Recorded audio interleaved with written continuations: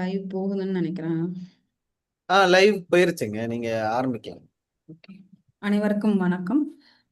கடந்த 2-3 மாதங்களாக வந்து நம்ம பெக்கி மோகன் அவங்க எழுதின ஃபாதர் டங் அண்ட் மதர்லேண்ட் அந்த புத்தகத்தை படித்தோம். அது தொடர்ந்து அவங்களோட ஒரு கேள்வி பதில் கலந்துரையாடலும் வச்சுட்டோம். ஆசிரியர் பெக்கி மோகன் அவங்களோட. ஆனால் அந்த புத்தகத்தை படித்து முடிக்கும் போது வந்து நமக்கு எல்லாருக்கும் தெரிஞ்ச ஒரு விஷயம் என்னன்னு பார்த்தோம்னா வந்து ஒரு மொழியை வந்து ஒரு மொழியோட வளர்ச்சி எவல்யூஷன் அதெல்லாம் பார்க்கணுன்னா வந்து பெகி மோகன் அவங்க எடுத்துக்கிட்ட டூல்னு பார்த்தோம்னா அது அந்த மொழிக்குரிய கிராமட்டிக்கல் ஸ்ட்ரக்சர்ஸ் அது நிறைய விஷயங்களை வந்து அவங்க எடுத்துக்கிட்டாங்க. எஸ்ஓவி ஆர்டராக இருக்கட்டும், எர்காவிட்டியாக இருக்கட்டும், ரெட்ரோஃப்ளெக்ஷன், ரீடூப்ளிகேஷன் அந்த மாதிரி வந்து நிறையா நியூமரிக்கல் கிளாசிஃபையர்ஸ்னு நிறைய கிராமட்டிக்கல் ஸ்ட்ரக்சர்ஸை வந்து அவங்க உபயோகப்படுத்தி ஒவ்வொரு மொழியோட வளர்ச்சியை வந்து அவங்களோட புத்தகத்தில் வந்து சொல்லியிருந்தாங்க. அப்போ அதை முடிக்கும் போது வந்து ஒரு தெளிவு இல்லாமல் தான் இருந்தது. அதாவது வந்து அந்த கிராமட்டிக்கல் ஸ்ட்ரக்சர்ஸோட டெஃபினிஷன்ஸ்க்கு வந்து ஒரு தெளிவு இல்லாமல் இருந்தது. இன்னைக்கோட நிகழ்ச்சியோட முக்கியத்துவம் என்னன்னா வந்து அந்த முக்கியமான கிராமட்டிக்கல் ஸ்ட்ரக்சர்ஸை எடுத்துட்டு அதை கொஞ்சம் டீட்டெயில்டாக பார்க்கறதுக்கு வந்து இன்னைக்கு 5 பேரும் வந்து முன் வந்திருக்காங்க. அவங்க எல்லாரையும் வரவேற்கிறேன். வணக்கம். நிகழ்ச்சியின் முதலாவதாக ஸ்ரீதேவி வந்து பேசுவாங்க. அவங்க பேசுறது வந்து எஸ்ஓவி ஆர்டர், எர்காவிட்டி அண்ட் நியூமரிக்கல் கிளாசிஃபையர்ஸ் இது 3 பத்தி பேசுவாங்க. Sridevi.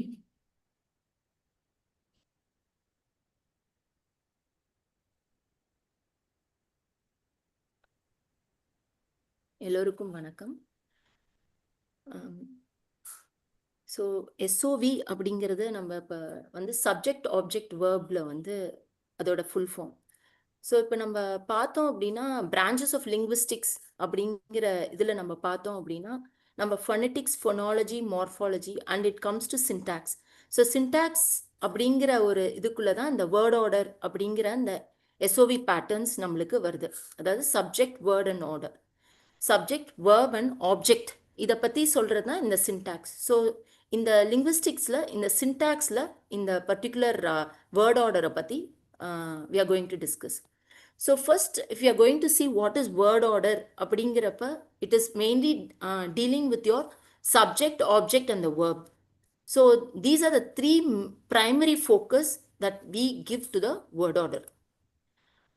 When you change the subject, object and the verb, so there are 6 possible word orders that we have. So these are the 6 possible word orders. So the first one we go with she, subject, object and a verb. Then it comes to subject, verb and an object. So these are the patterns you can see, like she, him, loves. So these are she loves him. So love, she, him. So these are the different. So most of the South Asian languages follow the subject, object and the verb order. So this is what is the dominant word order that you have. So when you see SOV, that is subject, object, verb is the dominant word order you have. So when you take this subject, object, verb, it comes up to 41% for the languages in this world. Then comes your SVO pattern. So these are some of the languages. So most of the South Asian languages, the Indo-Aryan as well as the Dravidian languages, they follow the SOV pattern. And then comes your English. Then these are some of the examples you have here.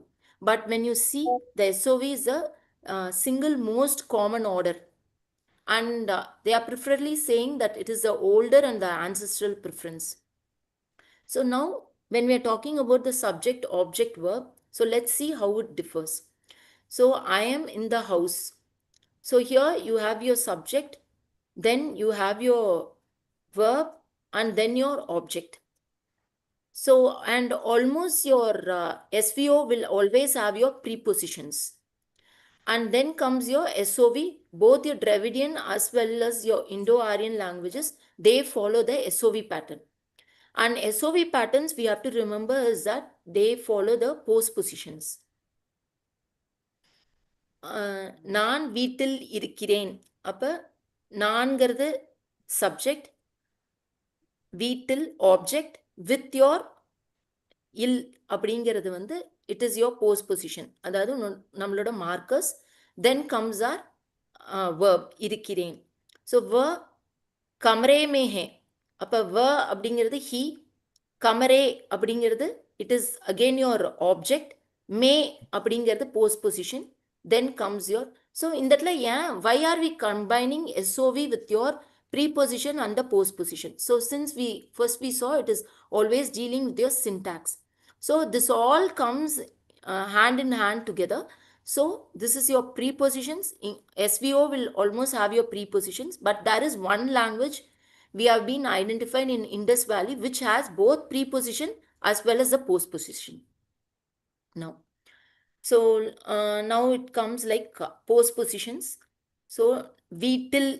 So Malayalam also has the same thing. Hindi also has the same thing. So your noun will come, that is your noun, then comes your postposition. But in your English, if it will always be in the house. It will be always in the preposition order. Now, let's see how this subject, order, verb and the postposition comes in. So mage, may. So மேஜை மேலே, அப்போ இங்கே மேசையில். So then Dost கோ, மேஜ் per மேஜை மீது. அப்போ இங்கே மே, கோ, பர் இது எல்லாமே it is all your case markers which is coming in the postpositions. அறையில் இன் தமிழ், நண்பனுக்கு இல், ஐயாளுக்கு இன்னது கண். So it all comes as a suffix. But in English, it is always a preposition, in the room. So now when we see all the languages, that is the languages which we are considering in the Indus Valley periphery, they all have the SOV patterns. So Punjabi, Sindhi, Pashto, Brahui and Barushaki and SOV languages. And now we are comparing it with the Sanskrit language. So when we are comparing it, what is the difference between, so we saw SOVs will have the postpositions, and then we are comparing it with the Sanskrit language. So what is that? Even Sanskrit is also an SOV, but what is the difference between Sanskrit and the Dravidian? So that is the flexibility. So when we see, so we saw that every postpositions will have your markers, case markers. So when I am saying Ramak pustakam padti, இங்க ராமக், இந்த ராமக் அந்த pustakam. So with the object you have a case marker. Then the Ram is not just Ram, it is Ramak. So that is a AH, ah. So your noun is also specified with a case marker. Your object is also having a case marker. So in whichever order you change, this is Ram pustakam padti. So subject, object and a verb. Now the SOV has a pattern where it can change as pustakam ramak padti. So this is also valid in Sanskrit because the object is identified with the case ending pustakam. So wherever you put the object, you can identify where is the object. So this is some flexibility you see in Sanskrit as well as in some of the Indo-European languages. Now when we come, so you may ask, is this flexibility not in Tamil? Let's see that also. Ram புத்தகத்தை வாசிக்கிறான். So subject, புத்தகத்தை object, வாசிக்கிறான் verb. Now, can I write புத்தகத்தை Ram வாசிக்கிறான்? Yes, but the flexibility, but usually we don't do it. The flexibility is always such that it is less flexible and less common than in Sanskrit. So you can change the order, but the order flexibility is not as flexible as in Sanskrit. So you can call Sanskrit as a very highly flexible language where you can change the SOV patterns. Whereas it is very low in Tamil, that we do speak புத்தகத்தை Ram வாசிக்கிறான், but usually we don't encourage that order. Now let's take in English. Ram reads a book. When you change the SOV order, the book reads Ram just completely changes the meaning. So what do we understand from here is, when you have a case marker uh, uh, with your subject or the object, the flexibility of changing the SOV pattern and the SVO pattern is always there. But some languages is very flexible, like Sanskrit, which wherever you put the order, you can easily identify. But there is very less flexibility in some languages like Tamil. So this is what we see in the SOV order. So see, these are some of the facts from Peggy Mohan's book, which says we saw almost all the languages has the SOV pattern, but it is not found in Kashmiri and in Kasi. And the SOV languages always have the postpositions. We saw some of the examples. And even Burusaki and Brahui also have the postpositions. But now when we come to Balochi, though we call it as an Iranian language, it has both a mix of prepositions and the postpositions, which we can remember these as some of the facts. Now, the next topic is ergativity. And we do remember, so for ergativity, let's come, we'll see some of the markers before we get into the ergativity. So we already saw what are case markers. So case marker is nothing but it can be of suffix or a prefix that is just that shows your grammatical feature of a word. So now I am saying avanai.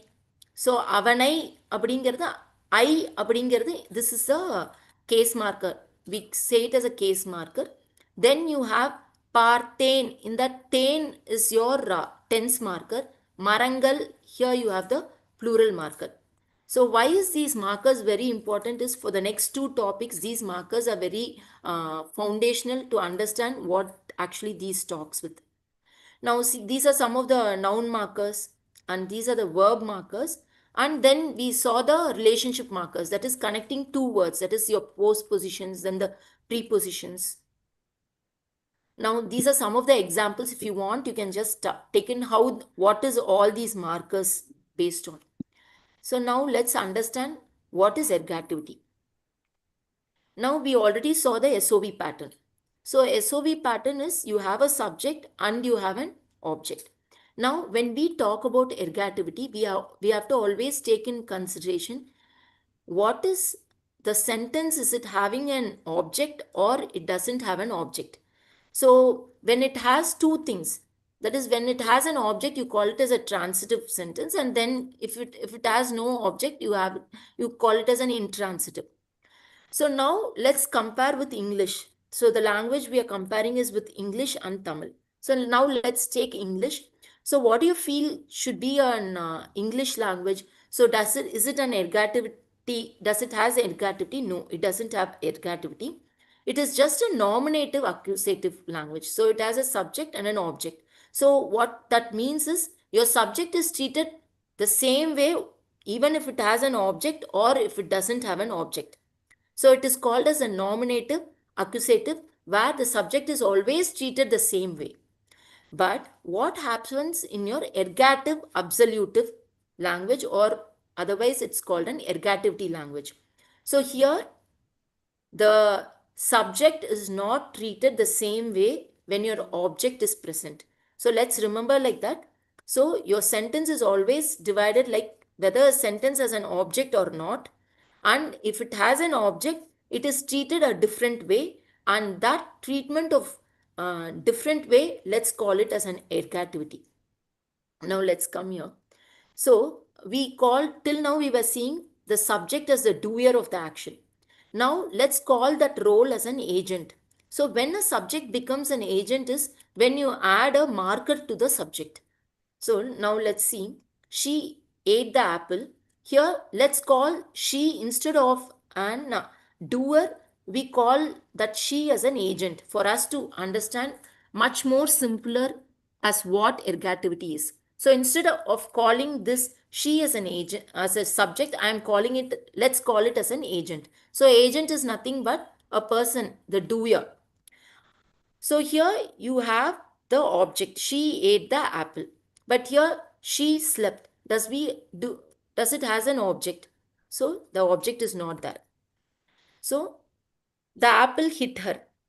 So now, is there an object? Yes, there is an object. So this two, she is we call it as nominative. Here, when the position changes, now the apple hit her.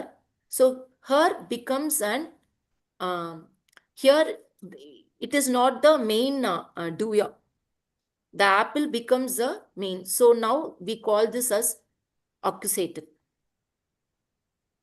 So sorry.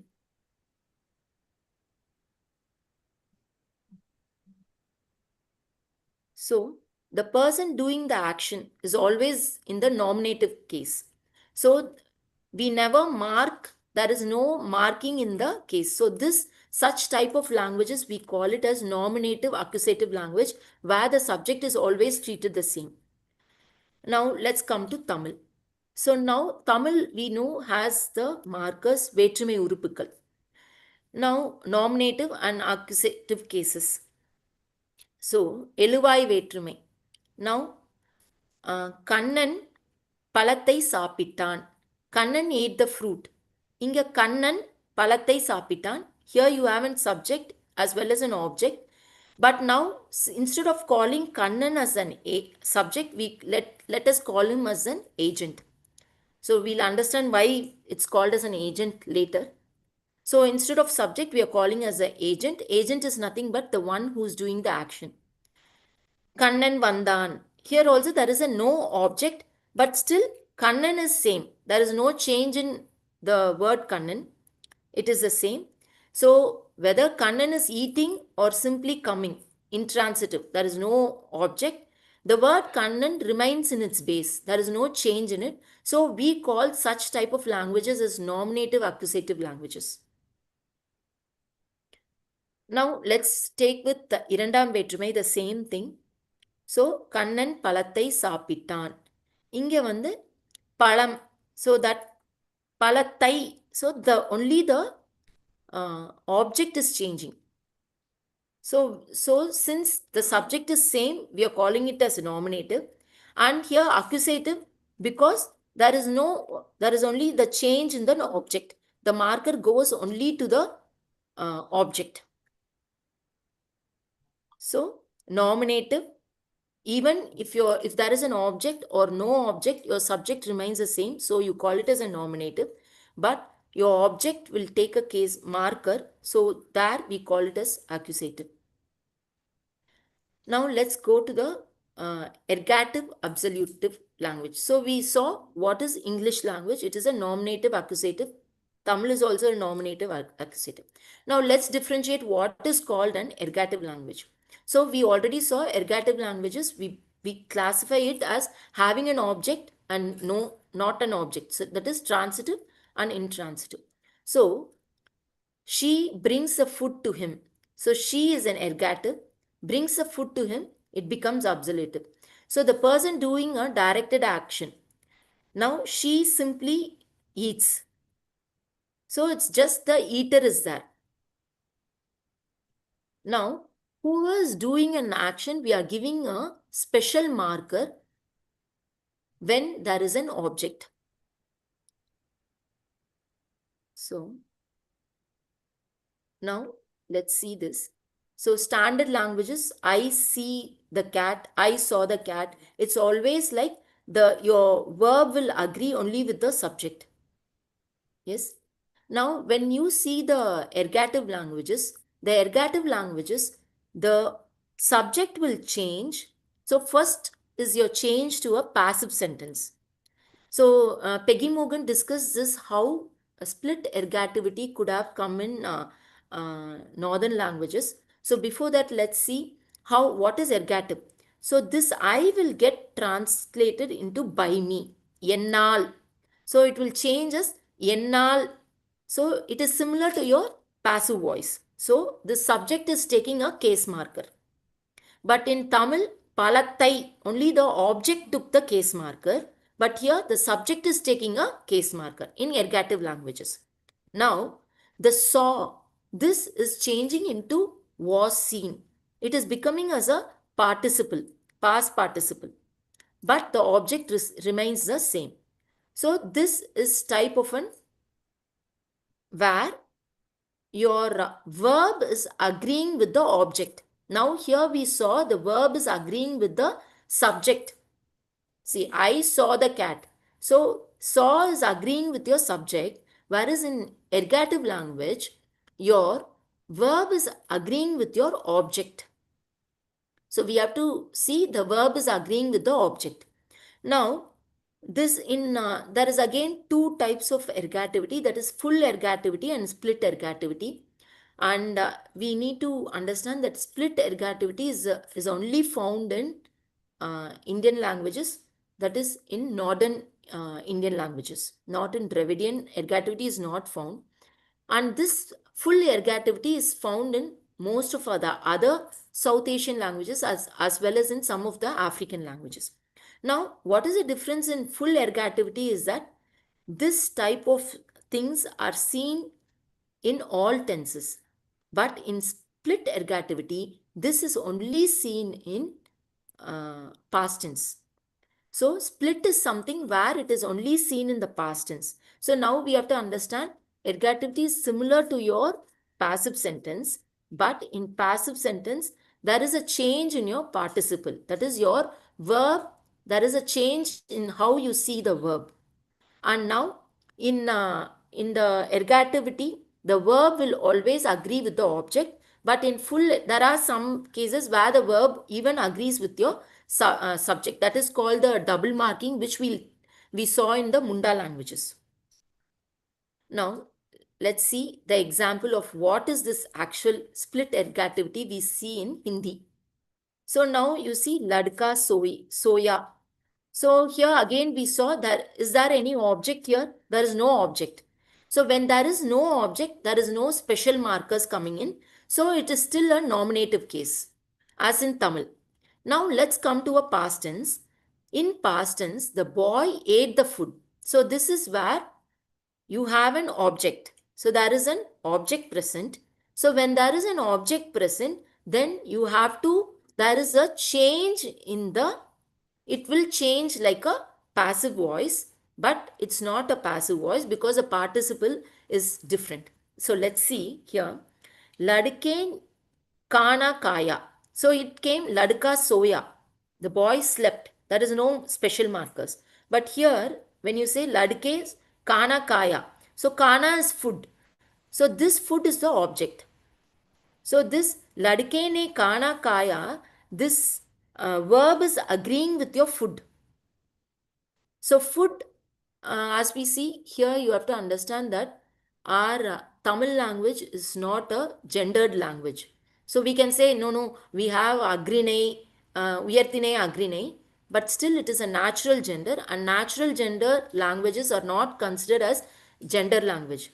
So here to differentiate, let's say like Tamil doesn't have language, doesn't have a gender, but it's called as a natural gender. But generally, when you say a language as a gender, all nouns are classified into masculine, feminine. So any language where the nouns are classified, any objects, any nouns are classified is called as a grammatical gender. So when we see that Sanskrit and many of the Indo-European languages as well as the Prakrit languages, Hindi, so all are, they are gendered languages. So gender is now as per Hindi, kana is a male, the object is the food is a male. So kaya, the verb is agreeing with your object. Now again there is an marker here. So here there is a marker which shows that this ne is agreeing with your, there is a special marker. So we have to understand. So a sentence should be with an object, and if it is with an object, then it will be converted into a passive voice. But ergativity is not passive voice because there will be a markers that are special markers, and the verb is always agreeing with your object, not with your noun, as in Tamil. So English is always, it is grouping your doers together, whereas in ergativity languages always groups the receivers. So the receiver, whoever is receiving it, they are grouped together. So, and the active agent, so this is how they call the active agent. When there is an actor and the agent is doing, the subject is doing, we are just separating the active agent, the doer, from the action. Now, this is what Peggy Mohan talks a lot in the chapter 3. So how could Hindi be come into a split ergative, whereas there are other languages which are of full ergative languages? So we saw Hindi takes ergativity only in the past tense. So when you see the Vedic Sanskrit did not have ergativity at all. So there is no ergativity. They just have Devadatta Pustakam Adat. That is Devadatta Pustakam. We already saw is a marker for the subject. Pustakam is the marker for your object. So this is how it was. But what happened? She's saying like that the Prakrits or the substratum language, they always like to talk the languages as by me, ennal seyyappattadu. So the Sanskrit started to take some of the substratum uh, um, grammar, and it later modified itself into split ergativity. So here, Devadattena Pustakam Datam. So this is the marker we are seeing. Here, this is Devadatta, just Devadatta. But here, Devadattena. So this A. So there is a case marker which is getting added with the Devadatta. So this is how she's saying, like, for the easiness, since the people were not able to get into very complex system of Sanskrit, they wanted a much more easier system which was already taking place in the substratum languages. So they automatically converted, they wanted to follow the rules of Sanskrit, but within the boundary of Sanskrit, already there was a passive voice in Sanskrit. So it was very easy for the Prakrits to adopt to the, just get into the boundary of the Sanskrit rule, still keeping bounding to the Sanskrit rule, but they made that passive voice and they gave that only in the past tense. So that is how split ergativity came. So, so this we saw this ergativity and the gender always goes hand in hand. So this is where we see, this is for the next numerical classifiers. This is very needed, very much needed. So when you see that Sanskrit has a 3 grammatical gender, we already saw Dravidian languages doesn't classify noun based on genders, but the Indo-European languages, they are gender, they are mostly of gender classification languages where every noun has a masculine or a feminine attached to it. So this slide is where it says like your Sanskrit languages had full grammars. There was always a three-way grammar, whereas the Magadhan, Munda, Asiatic as well as the Dravidian did not have grammatical genders.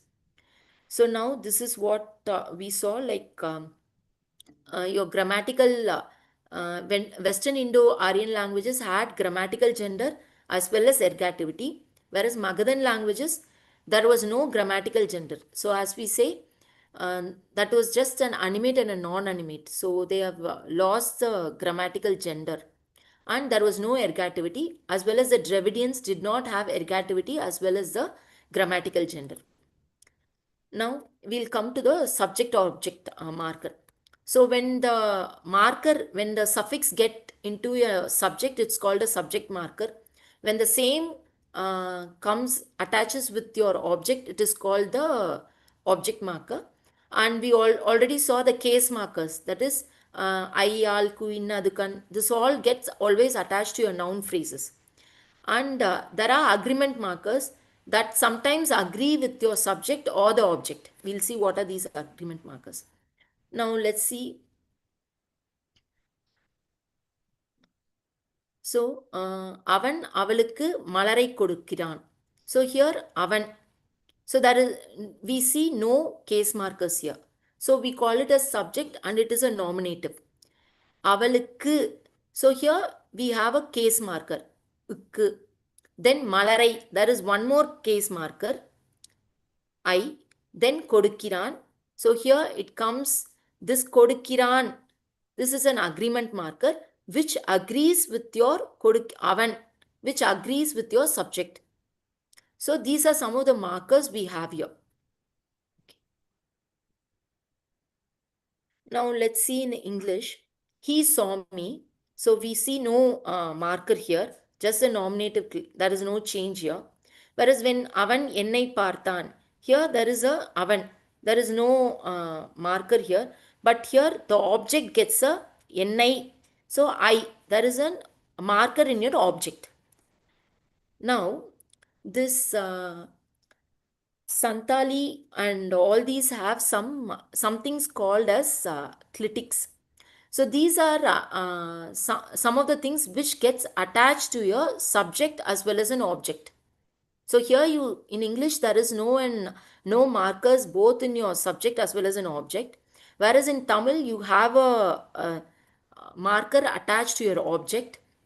So case suffix on the noun.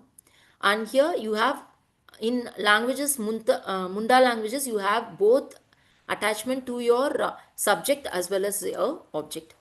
Now this is what you call, let's take one example here. I saw 3 big cows. So here in Santali, this is in Pia Maran. So it comes in like this. So Peggy just classifies it here. So I in, so the subject is same. There is no marker here. Whereas Pia, so this is nothing but 3. So pa is 3, but ia is your numerical classifier. So the number takes a classifier. Now Maran is big. So it doesn't take any classifier here. And I want you to always know that some of the languages we were talking here, sometimes they even change, the adjectives also change with your gender. So there are some achi ladki, acha ladka. So Hindi takes where your adjective also changes with your gender. Whereas Tamil does not have like that. Nalla paiyan, nalla pen. அப்படிதான் சொல்லுவோம். அந்த நல்ல அப்படிங்கிற அந்த adjective வந்து மாறாது. Whatever be your gender, it doesn't change. But there are languages where acha ladka, achi ladki. So your gender, your adjectives also changes with your gender. So here there is no change in the adjective. Then your object is same. Now this is what is she's calling us a very complex. Munda is very heavy loaded with your markings. Now let's see here. This name means saw. So this verb is taking so many markers here. So as we saw, பார்க்கிறேன் அப்படின்னு சொல்றப்ப அந்த crane அப்படிங்கிறது tense marker. பார்க்கிறேன், பார்க்கிறோம், பார்த்து கொண்டிருக்கிறேன். அப்போ அந்த root verb is the same. Here it takes same tense marker as in Tamil, but object marker. So this object marker is agreeing with your object. So what is your object? The guy. Then you have a finite marker. Then your subject marker. This N is again a subject marker which is agreeing with your subject. So when you see the verb is so complex that it takes a tense marker, then the verb has to agree with your object and it has to agree with your subject as well as. So this is called as double marking. So you have both a subject and an object marker. Sorry, I think it's too complex, but I don't know how to go about. So now let's take in, so we saw one example. Now this is the numerical classifier. So the number, so we saw already the number will have a classifier. So this is how we saw in the 5th chapter. So these are the you will have a numeral and then suffix. So இப்போ நான் மூன்று எருதுகளை பார்த்தேன் அப்படின்னா அந்த மூன்றுக்கு எந்தவித சேஞ்சும் வராது.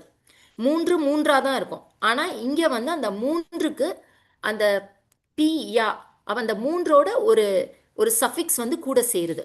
So that is what is called as a numerical classifier. So numerical classifier, you have it in Austroasiatic languages, you have it in Magadhan language, you have it in Munda language, but it's not found in Indo-Aryan languages. So இப்போ நம்ம இதில் தமிழில் பார்த்துடலாம். 2 சகோதரர்கள் இருந்தார்கள். அப்போ இந்த 2 அப்படிங்கிறது எந்த மாற்றமும் வரதில்லை. அதே மாதிரி தோ பாயி தே, அப்போ தோ பாயி அப்படிங்கிறது the number remains the same. ஆனால் when it comes to Bhojpuri, தூங்கிறது நம்பர். தூ கோ பாயி ரக்ஸ்தன் ரகசன்.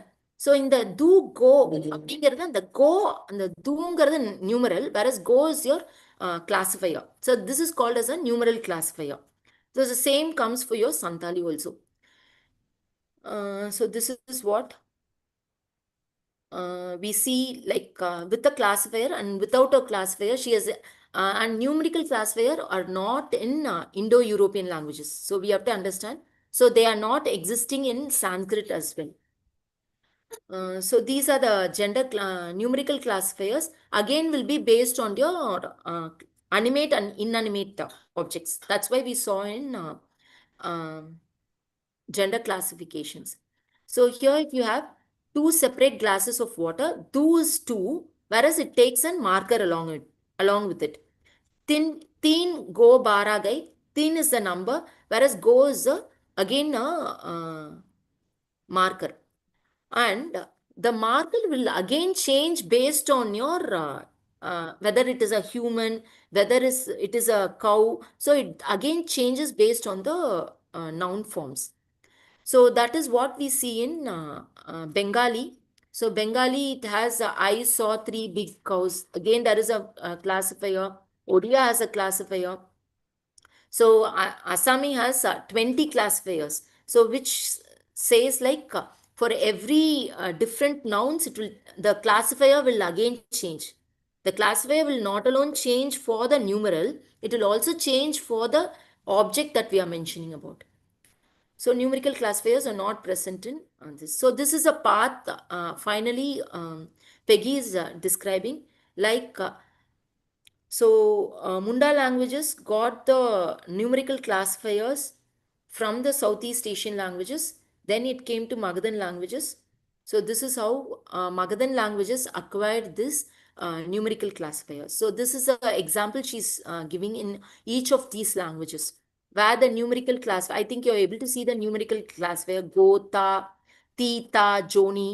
So these are the numerical classifiers we have.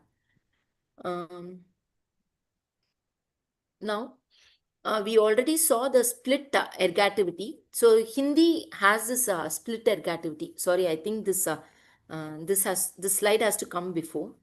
Now, so this is the final grammatical gender we were talking about. So these are the grammatical genders are found in Sanskrit. From there it came to Hindi. Then natural genders are mentioning like you don't have gender at all. So natural gender, we say it is gender, but actually it is no gender. So all the Dravidian languages, though we say agrinai, uyartinai, as per the linguistic concepts, it's called no grammatical. They don't have grammar. But here we can mention it as a natural gender. Now, coming to Burusaki. So we are combining all these, whatever we saw, 3 chapters, numerical classifier, ergativity, as well as the gender, we are showing it. Now we'll take the Burusaki. So here, Burusaki has full ergativity, whereas Hindi has ergativity only in the past tense. That is, it is taking the case markers only in the past tense when an object is found, but Burusaki has a full ergativity in all 3 tenses. Then they have 4 genders. It is just 4 genders, and again it has a double marking. So we saw by me, it will take the double marking will be based, it will agree both with your subject as well as with the object. Now, this is what how the split ergativity would have come. She's saying the language X would have got a full ergativity and the verb would have always agreed with the object. Now in Tamil, we have to remember the verb always agrees with your subject. So when Prakrit, which did not have a ergativity, but it still had the participle. They already had the passive tense, that is passive voice. So this both collided, and that is why we have split ergativity, which is only found in the northern, the whole of languages, in the whole of the language system. Split ergativity is only found in the northern languages. So then she's saying like she's saying different language Brahui, which is it doesn't have grammatical gender as well as no ergativity. But still, we are considering it as a Dravidian cousin, where she is asking us to think why is it so. Now, language X, as per her thing, it will have a full ergativity like Burusaki. Then it will have a natural gender system. Again, we are saying natural gender system. So that is no gender system. Natural gender system is no gender system like Dravidian languages. Whereas Sanskrit, we have to remember, is always having a grammatical gender. Then it should agree with your verb centric. But we have to see like always the Dravidian languages have agreement always with your the gender always agrees with your subject. Then you have the object marking. So she says this could be the profile of language X, and I think I can stop it here. So these are sorry, I think I took a very long time. Sorry. That was very good. That was very good. You clarified a lot of things that were so cloudy and blurry in the past. Very, very well done. ஸ்ப்ளெண்டிட்மா ரொம்ப நல்லா பண்ணியிருந்தீங்க. I think உங்களுக்காக ஒரு 3 மணி நேரம் ஒதுக்கி வச்சிருக்கணும்னு நினைக்கிறேன். நல்லா பண்ணீங்க. We could have gone into a lot of discussions too, but let's proceed. Or if because she has talked a lot, right? யாருக்காவது கேள்வி இருந்தா இப்பயே கேட்டுதான் நல்லதுன்னு நினைக்கிறேன். ஏன்னா அடுத்த டாபிக் போயிட்டோம்னா I think more than the questions, Sridevi has cleared a lot of doubts. There were a lot of places where, the little mist that was around that was lifted up and the clarity was there. So thank you so much, Sridevi. A lot of hard work. It is very, very, her slides also, we could understand very much. So. No, actually, this is only basics. I think we have to explore more. Actually, she talks a lot. And I think we have a lot to explore. These I think you are familiar with Hindi as well, and that's a big plus for you to understand most of these features. அப்படின்னா இப்ப quiz வைக்கலாமா எவ்வளவு புரிஞ்சிருக்குன்னு? Actually, I thought of including quiz also, but I thought, okay, it will run, time will run off, so. அது இன்னொரு நாளைக்கு வைக்கலாம் quiz.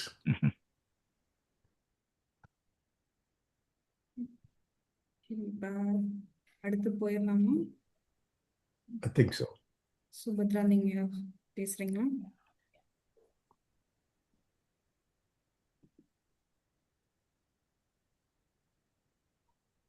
One second.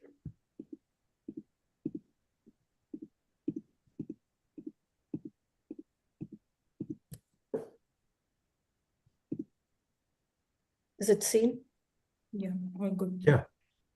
Okay. Hello all, and great to see you all on another forum. Thank you so much, Sridevi, for the initial talk, and it's a very good start. And it was intense, but the material that she handled, 3 aspects of grammatical orders, was really an intense subject, and she did it with so much, eloquence and clarity, and thank you so much again. So after this intense session, you can just relax, because reduplication is actually a very fun part of grammar. And the more I read about it, we all use reduplication in our daily lives. both in English and in Tamil, if you're a Tamil speaker, as I am. But when I started reading, I was just in awe looking at these languages that have developed this form of a minor grammatical beauty, but which adds a lot of depth, intricacy to the language in order to explain or explicitly speak their emotions mostly. So reduplication actually helps in explaining or showing the emotions of the speaker.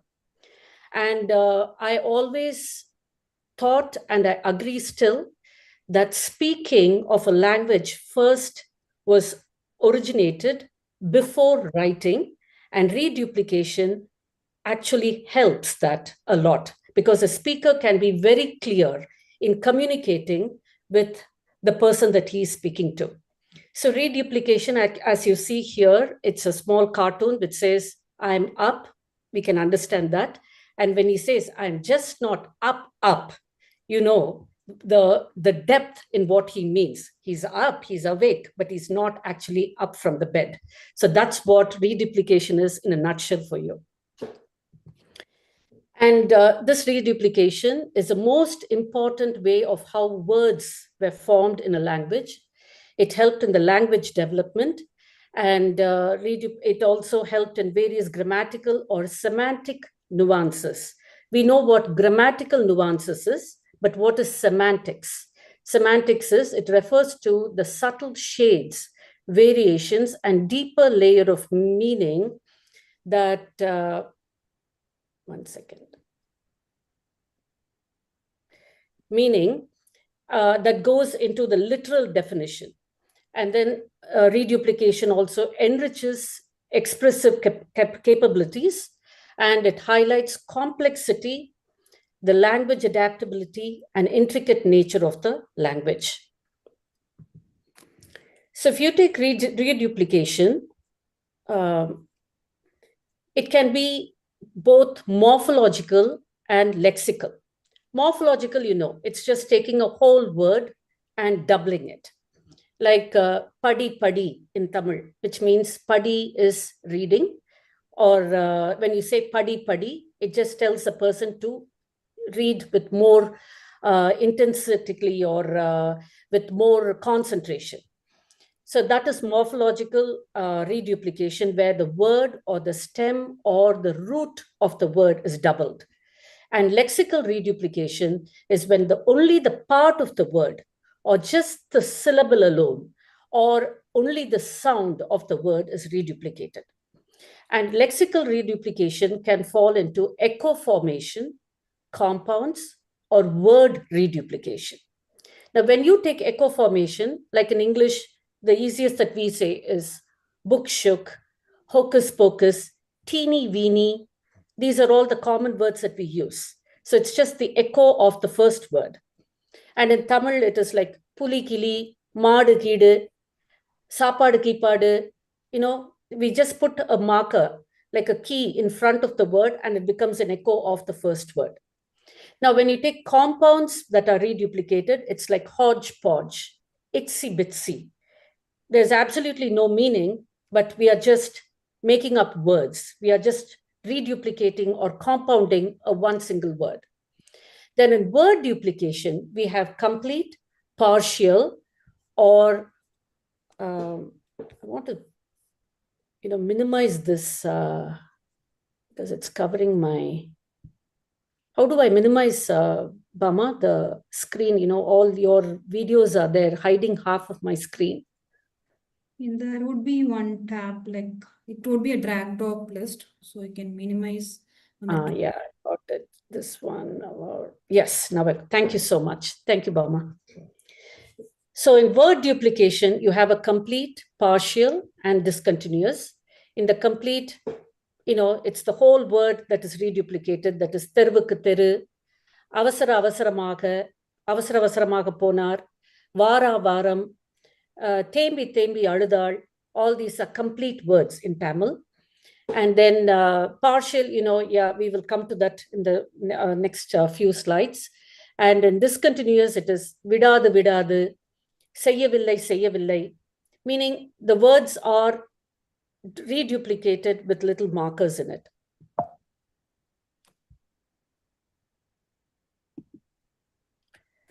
So reduplication actually is common amongst all world languages. The only thing is the intrinsicity of the reduplication and how much words have been reduplicated and used, and what parts of the grammatical order in the language has been reduplicated is the difference in all these languages. So if you take into consideration this portion that we have been so far focusing on through the book that we have read, we see that reduplication is completely there all over, from Afghanistan that speaks Pashto, Baluchi, Burshasky, all the way up to Southeast Asia. But if you see this portion, the middle, where India is along with part of Pakistan, you see these are where the verbs get reduplicated. And then that makes the language more beautiful, more intrinsic, and the intensity is more elevated. So in Tamil, we are all familiar with the reduplication, which is adukku thodar and irattai kilavi. Irattai kilavi is, that the same word is repeated, but when you separate the words, they don't make any meaning. Like sala sala vena odiyadu. When you split sala and sala, we don't get an actual meaning. Gada gada, sada sada, pada pada, all these are irattai kilavi. But whereas adukku thodar, which is the actual reduplication that we are speaking about now, is where words or parts of words, syllables, or their phonetic sounds are put one over the other to make an actual meaning. That is adukku thodar. So as the slide reads, if I read it back to you in Tamil, it is oru sol, viraivu, vehuli, uvagai, acham, துன்பம், அசைநிலை, இசைநிறை முதலிய காரணம் பற்றி 2 முதல் 4 முறை அடுக்கி வருவது அடுக்குத் தொடர் எனப்படும். வந்த சொல்லே திரும்பவும் வரும் என்பதறிக. So the same soul is repeated again. What is beautiful is, this is what I'm reading is not what was written 100 years back or 200 years back, but it was quoted in Nannul, which is a Sangam literature. So that shows how well developed or how our people were getting the hang of the Tamil words that they could build upon and make the language more beautiful. And that is probably one of the reasons that they could produce such beautiful poetries and the Ilakyangal and all the lovely, the Ilakanam and Kapyangal that we have, because the language was so very well developed. So here, if you have, they say that there are in the adukku thodar in Tamil, there are 3 things that we have to consider. That is the asai nilai, then the porul nilai, and the isai nilai. Now, asai, these are all meters. So asai nilai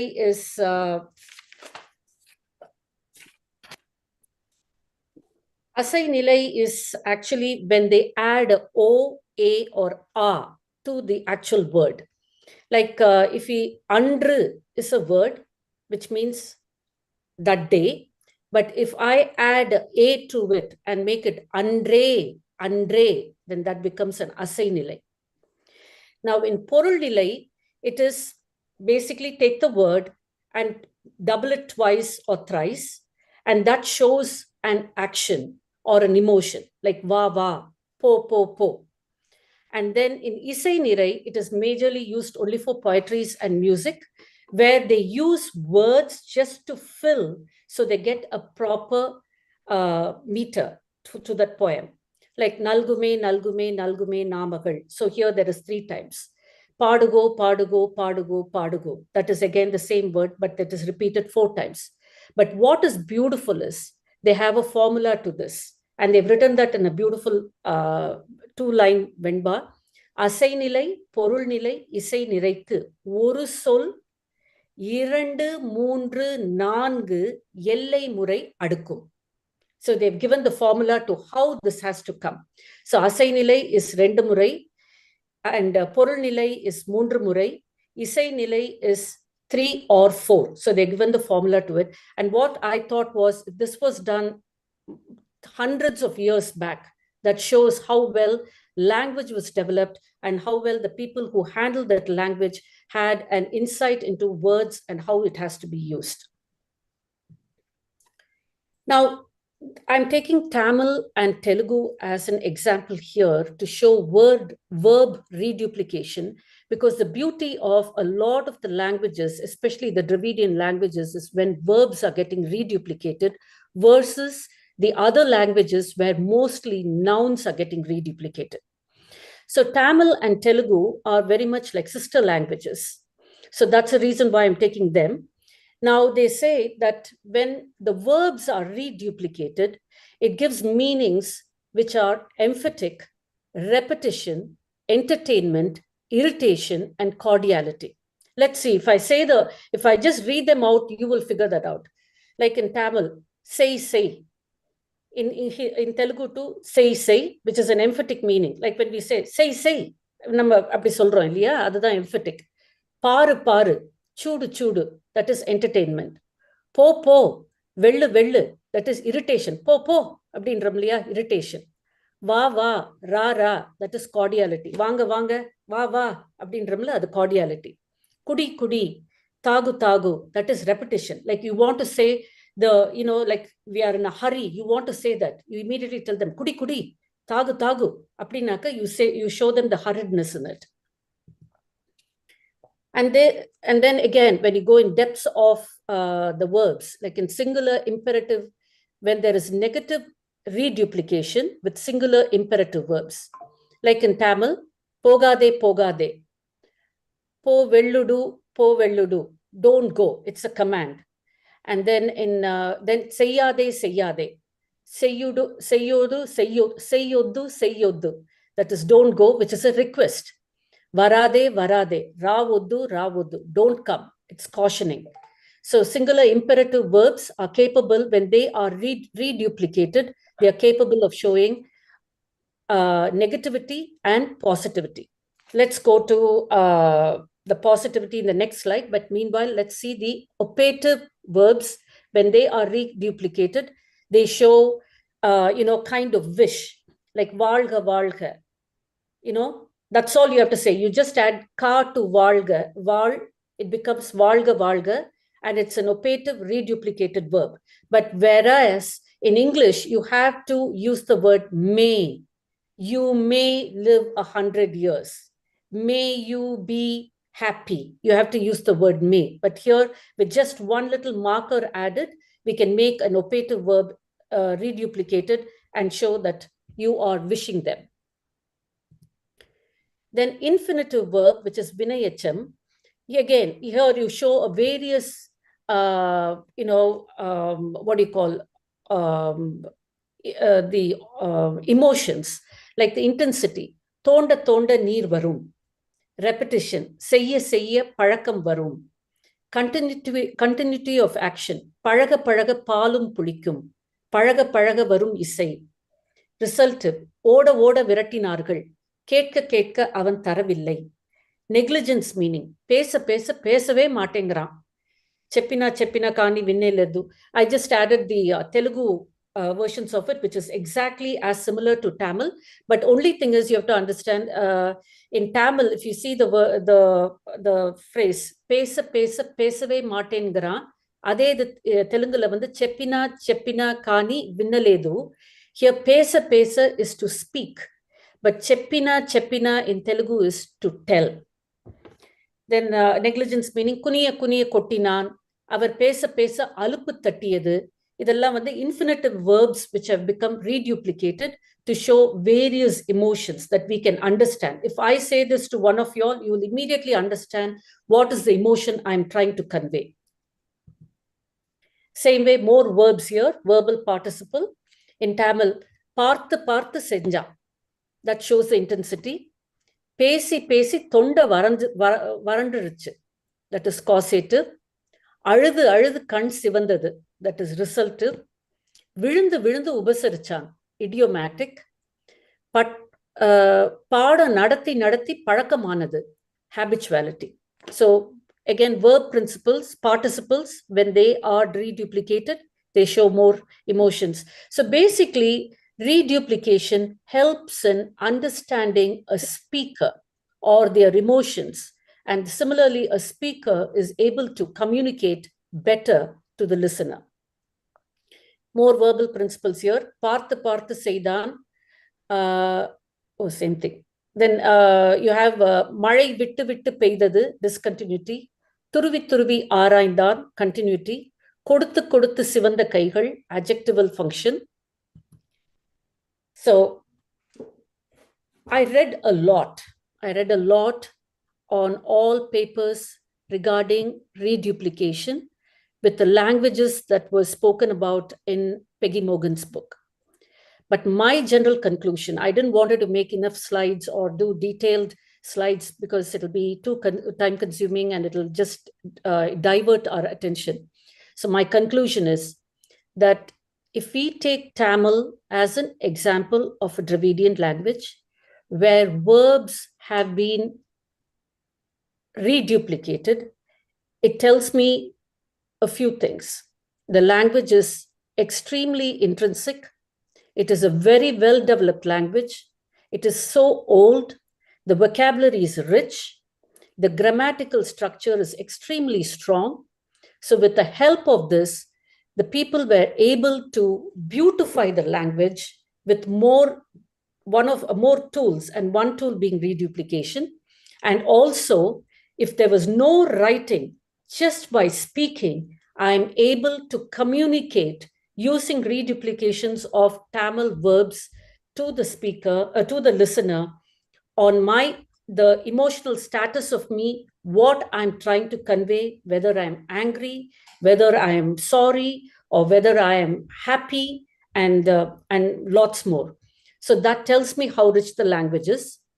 And I want to quote here one of the anthropologist, linguist, Edward Sapir, who said that reduplication happens across languages, offering to indicate concepts of distribution, plurality, repetition, customary activity, size increase, added intensity, continuance. And this is all present in Tamil.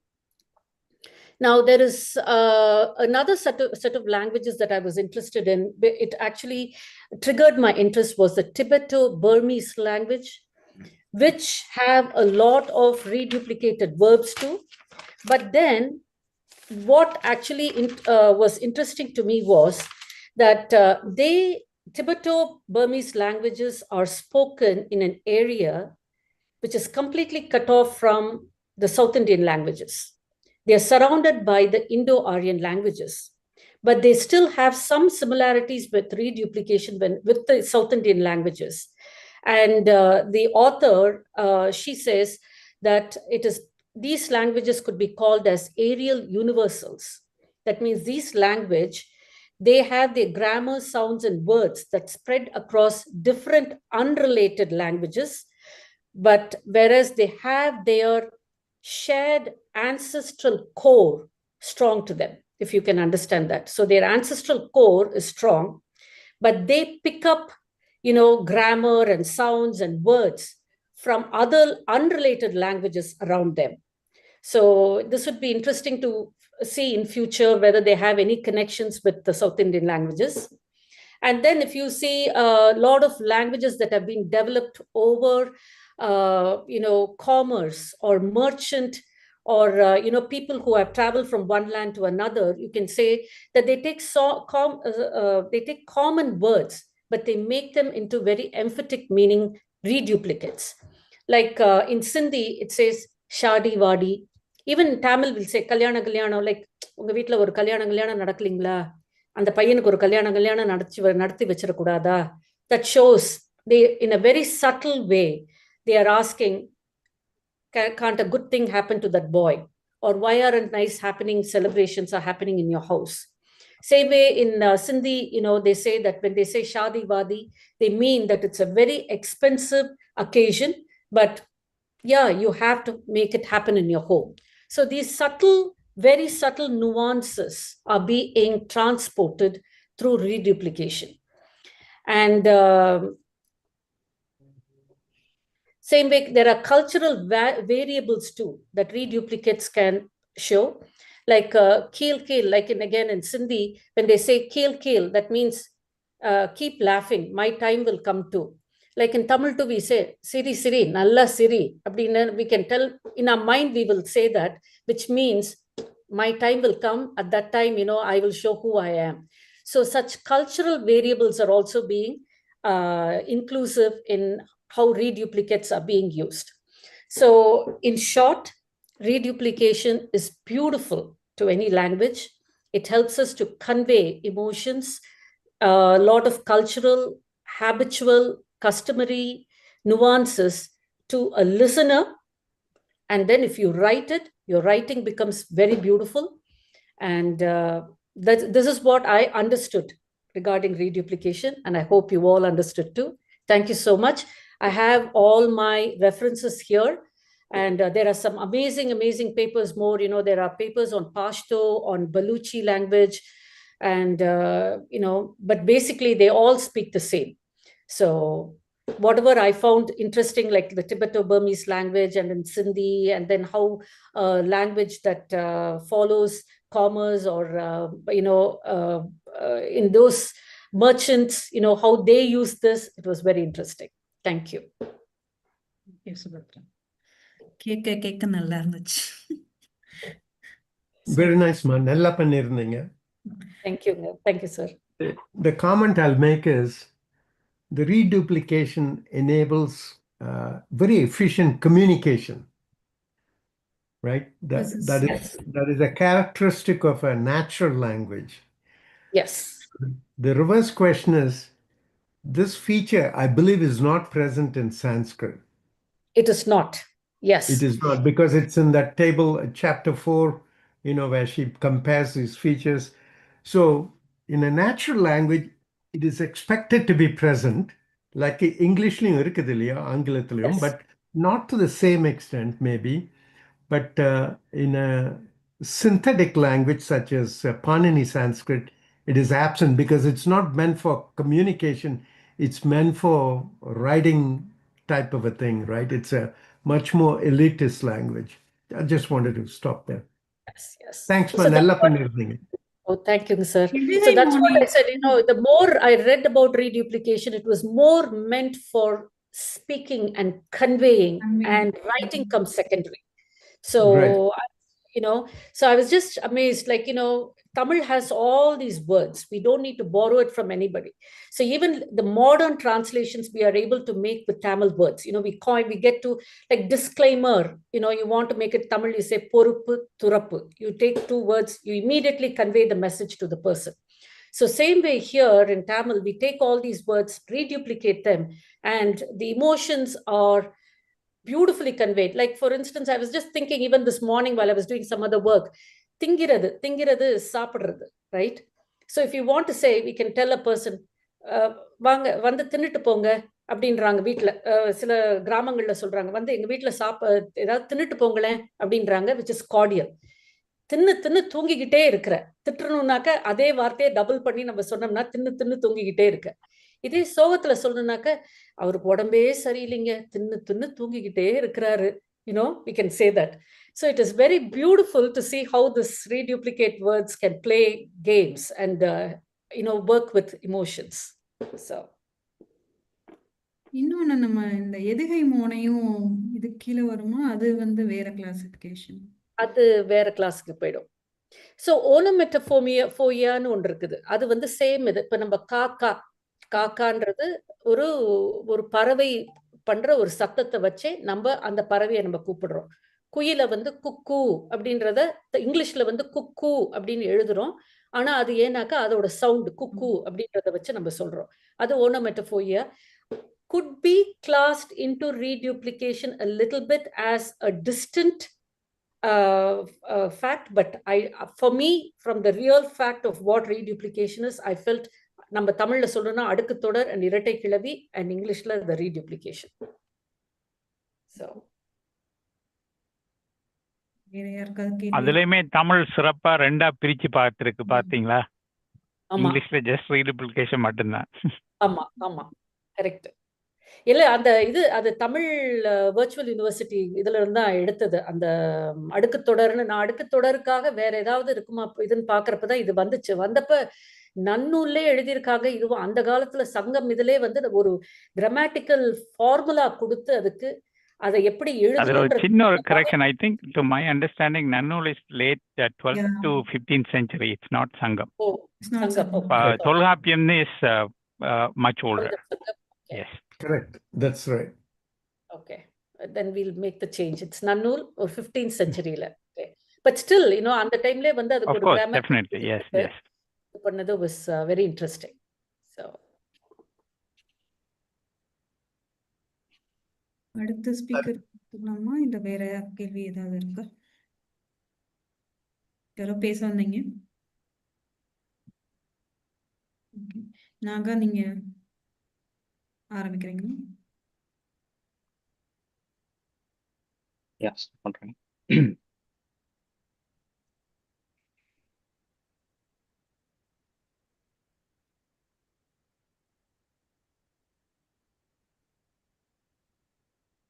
Share பண்ணிட்டு இருக்கேன், தெரியுதுங்களா? தெரியுது. தெரியுதுப்பா. Okay. So என்னுடைய topic வந்து நான் just so grammatical gender and class and வந்து postpositions and வந்து conjunctive participles is what I'm going to cover. And grammatical genders and postpositions, Sridevi gave a beautiful hints earlier when she described. So I'll go with the flow and I'll touch base, what I have learned, and I have seen more similarities in her slides. Wherever I see, I'll just put a note and I'll skip. Yeah. So first, so what is grammatical gender? So grammatical gender is a system in linguistics where nouns are classified into categories. That is what Sridevi also mentioned. And it is just a minute. Yeah. So it is most commonly masculine, feminine, and neuter, which affects the form of other words like articles, adjectives that agree with them. So this is an important rule in grammatical gender. Sridevi also highlighted with the adjectives. So acha ladki, acha ladka, sorry, acha ladka, achi ladki. She have given some examples, right? I have also some examples on that. I will come to that. But there is a one point which we need to be very clear on these grammatical genders. That is, this classification is often or mostly arbitrary and not necessarily related to real world qualities of a noun or the gender or biological gender. So basically here there is an example, la maison, which is a house, and it is feminine in French, and livre, the book, is masculine. So there is no need to put a masculine and feminine meaning to these words. But however, it's an arbitrary thing. Like arbitrary is it means something that is based on personal discretion, whim, or judgment, or chance, rather than reason or rule or principle. So தமிழ்ல arbitrary is அசைவு, இயக்கம் முதலியவை பிறவற்றின் கட்டுப்பாடோ விருப்பமோ இன்றி தானாக நிகழ்வது. So இந்த what I have learned in grammatical gender is இந்த grammatical gender classification வந்து அந்த இப்போ வந்து நமக்கு ஒரு நவுன் இருக்கு, ஒரு பொருளோட பெயர் இருக்கு அப்படின்னா அந்த பொருளோட நேச்சர், ஷேப், இதையெல்லாம் சார்ந்து இருக்காம அந்த அந்த லாங்குவேஜ்ல இருக்கிற பீப்புள் வந்து தன்னிச்சையா வந்து அதை வந்து கிளாஸிஃபை பண்ணாங்க. ஃபர்ஸ்ட் வந்து they put it into two different groups basically, and that group became feminine and masculine later. I'll come to that later, but it is actually தன்னிச்சையா நடந்தது. அதற்கு வந்து சில விஷயங்கள் வந்து இன்ஃப்ளூயன்ஸ் எல்லாம் வந்து இருந்தது. ஸோ அதுல few things வந்து one is phonetics and another one is shapes and all that will come later. But it is not based on gender when it comes to classifying inanimate nouns. So this is just a small no difference between natural gender and grammatical gender. So natural gender, as we seen, it's a biological sex classified thing, and here gender classes. So here there is a term which they used is classes. So here they put it as gender classes, and we have other languages. Of course, Tamil doesn't have gender, a grammatical gender. That is what is commonly known, but it is a uh, uh, noun class rich language, I would say, rather than gender classified language. And here it is not necessarily that the human nouns, like whatever the nouns which are classified under human, it may not be in feminine or masculine. Rather, it can be neuter as well. So in the grammatical gender languages. So for example, in German, this word that means girl is actually grammatically neuter word. It is not assigned to a masculine or feminine, that we can discuss later. However, in the natural gender, a girl will be classified into feminine. A dog can be classified into both male and female. So that is one thing. And arbitrary we have discussed. Let me skip the language dependency because it is more obvious that the natural gender available in all the languages, whereas the grammatical gender available to the specific languages, which are quoted here. I'll give some examples in the upcoming slides. Okay, so the next thing is I have made my approach as what, why, and how. So what we have covered as what is grammatical gender. Now, why do languages have grammatical gender? This is simply to classify the noun groups. So languages developed a grammatical gender for various reasons, including historical evolution, phonetic patterns, and personification of objects. It helps with agreements in sentences. That's what we have seen in the previous slide. It agrees with the pronouns and adverbs, sorry, adjectives and all. So that is making language structure clearer. It is not that the non-gendered languages not clearer. It is in different way, that is using noun classifiers, not the gender classifications. So why masculine and feminine names are given here? Just a minute, I'll move this. Yeah.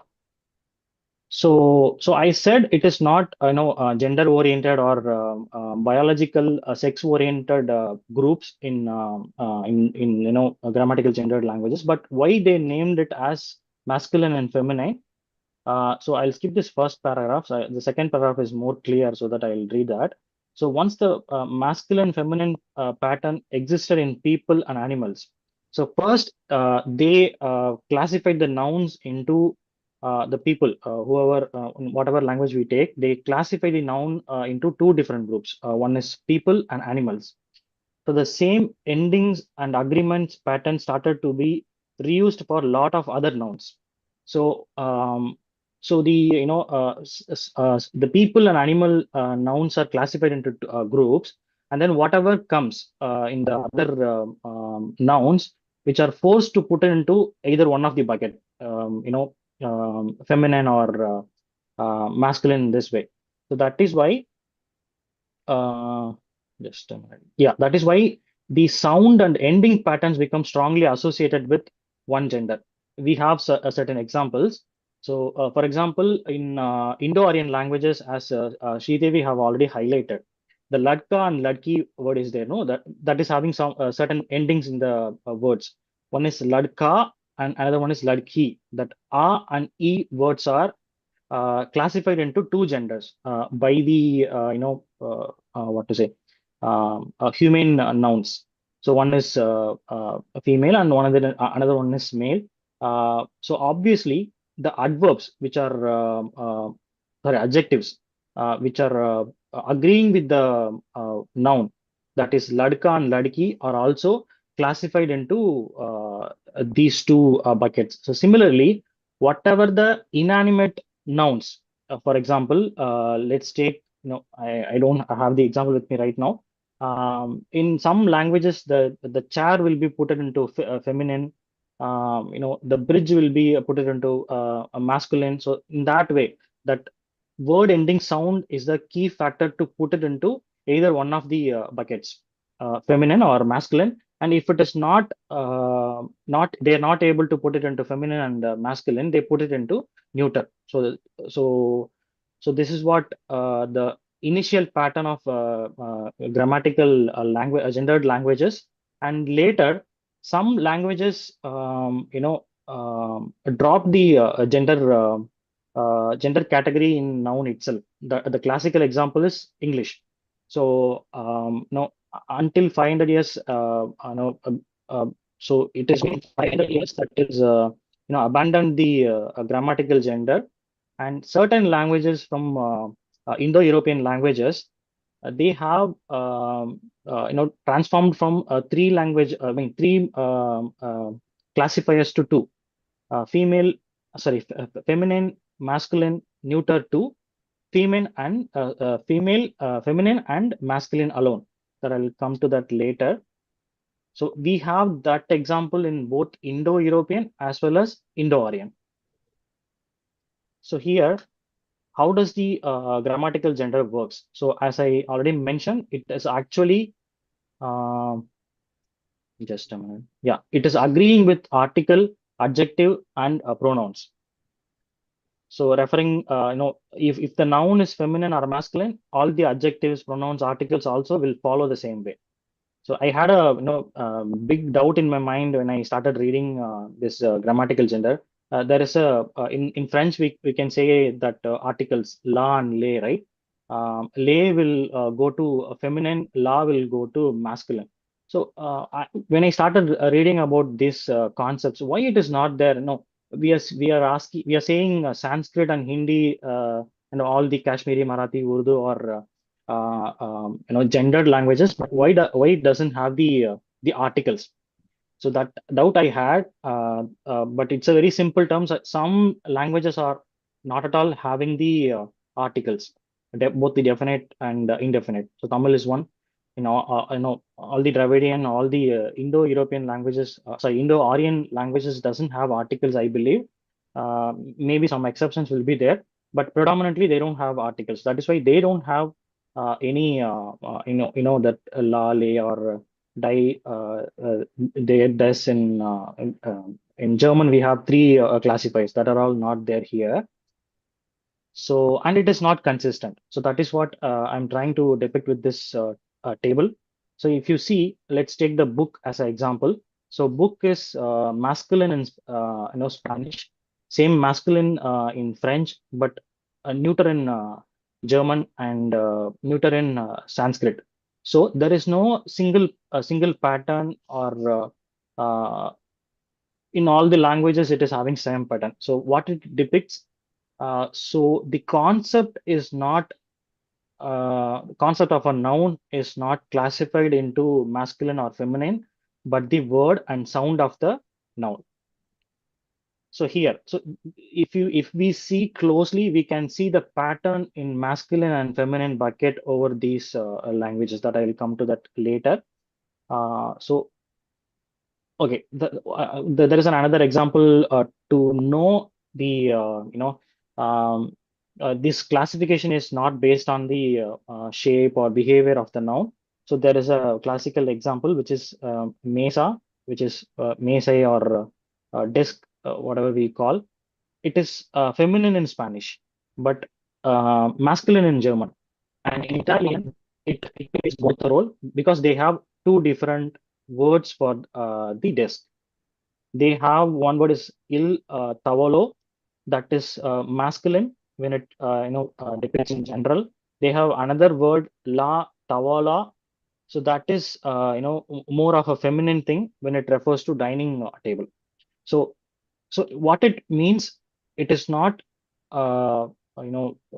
concept or idea basis of nouns behavior. It is only based on the sounds of the particular noun or word.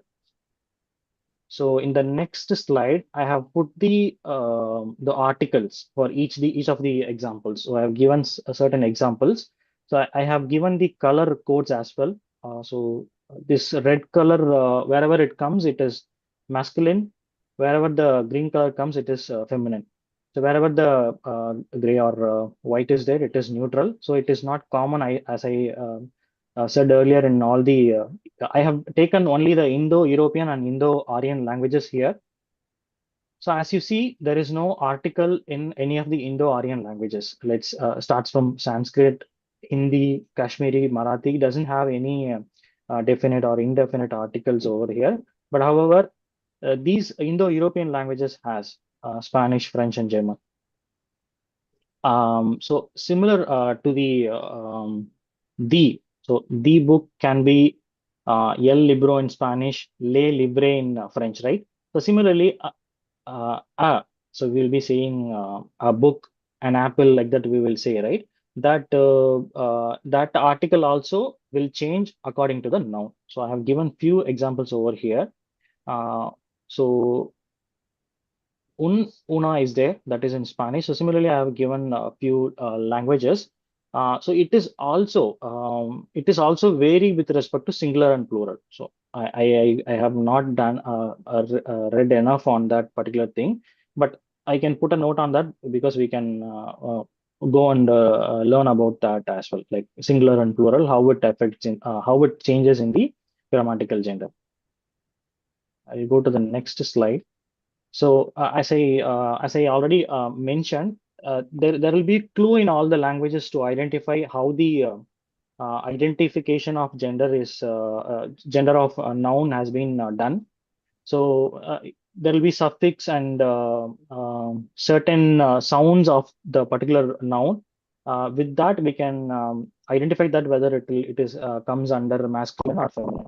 But however, it is not universal across all the languages, or even if you take same languages, it doesn't mean a language will religiously follow that pattern. There will be some exceptions. So that exceptions I have given here. So one is la mano, which is hand. So in Spanish, just a minute. Yeah, Spanish. I have given that when it ends with o, mano, it will be masculine, right? But it is not the case for this particular word. So this is actually feminine. So there will be some exceptions will be there, but these rules will be followed predominantly. So historical and morphological reasons is many gender patterns are inherited from older languages. For Indo-European, it is derived from Latin. So Indo-Aryan, it is derived from Sanskrit. So for ease of learning also, people are using these classifications right now to understand whether I'm saying about the non-native people of the gendered languages, whoever is learning, because the gendered languages native speakers won't think whether it is feminine or masculine. They will just go with the flow. It is embedded in their cultural and in their mind to classify these genders of all the nouns apart from the animate nouns. Yeah, I have taken one classic example for that.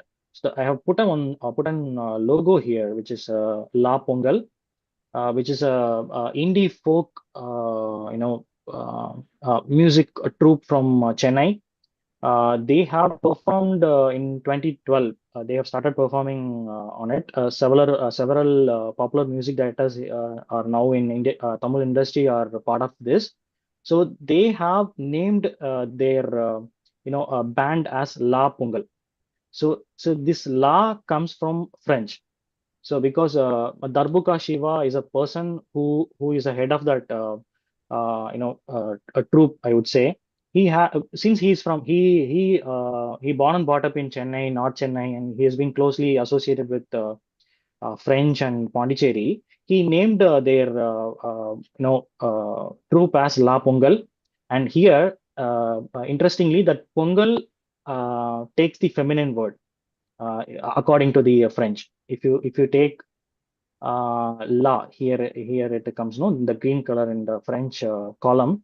So it depicts feminine idea of that particular noun, not necessarily the Pongal celebration or whatever it is falls under masculine or feminine. It is just a arbitrary thing, I would say. He just thought it is right to put la instead of lay.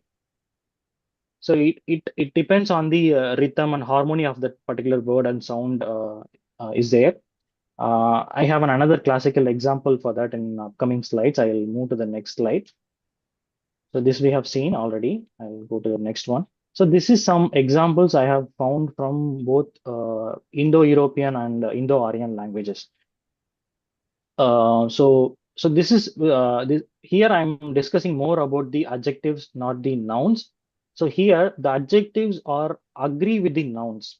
So let's take sorry. Yeah, let's take the word handsome, or I mean, let's not take that word. So let's take the interesting. So it's a adverb, right? It is having two different genders in gendered languages. Let's take French as an example. Interessant is, what is this color? Yeah, this is masculine. And this is interessante is actually feminine. So similarly, wherever a adjective is coming to agree with the noun, that will take the genders.